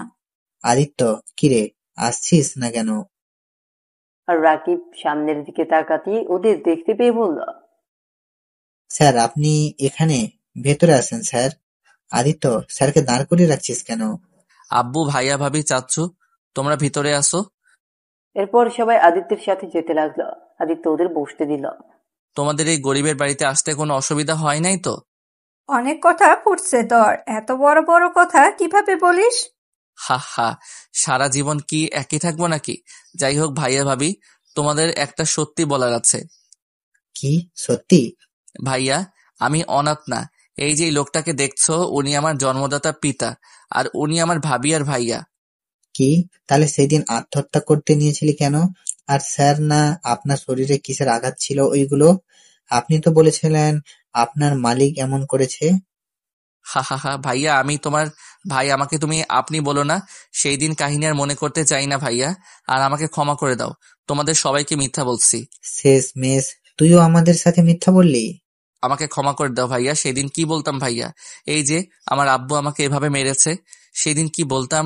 নিজের ভাবি, যাকে বড় বোনের মতো ভালোবাসতাম, সেই মানুষটা আমাকে মিথ্যা ধর্ষণের অভিযোগে বাড়িছাড়া করছিল। আর কি বলতে ভাইয়া, এই যে আমাকে জন্ম দিতে গিয়ে আমার আম্মু মারা যাওয়াতে আমাকে খুনি হিসেবে আমার বাবা প্রতিনিয়ত আমার উপরে অত্যাচার করত। বলো ভাইয়া, এই থেকে নিজেকে অনাথ পরিচয় দিয়ে কি আমি ভুল করছি? সবাই চুপ হয়ে গেল আদিত্যের কথা শুনে। আদিত্যের আব্বু আদিত্যের হাত ধরে বলে, আমি জানি আমি ক্ষমার যোগ্য না, তারপর তোর কাছে হাত জোর করে বলছি, আমাকে ক্ষমা করে দে বাপ। আদিত্য, আমার মনে হয় উনি ওনার ভুল বুঝতে পারছে, আর প্রতিটা মানুষকে দ্বিতীয়বার সুযোগ দেওয়া উচিত।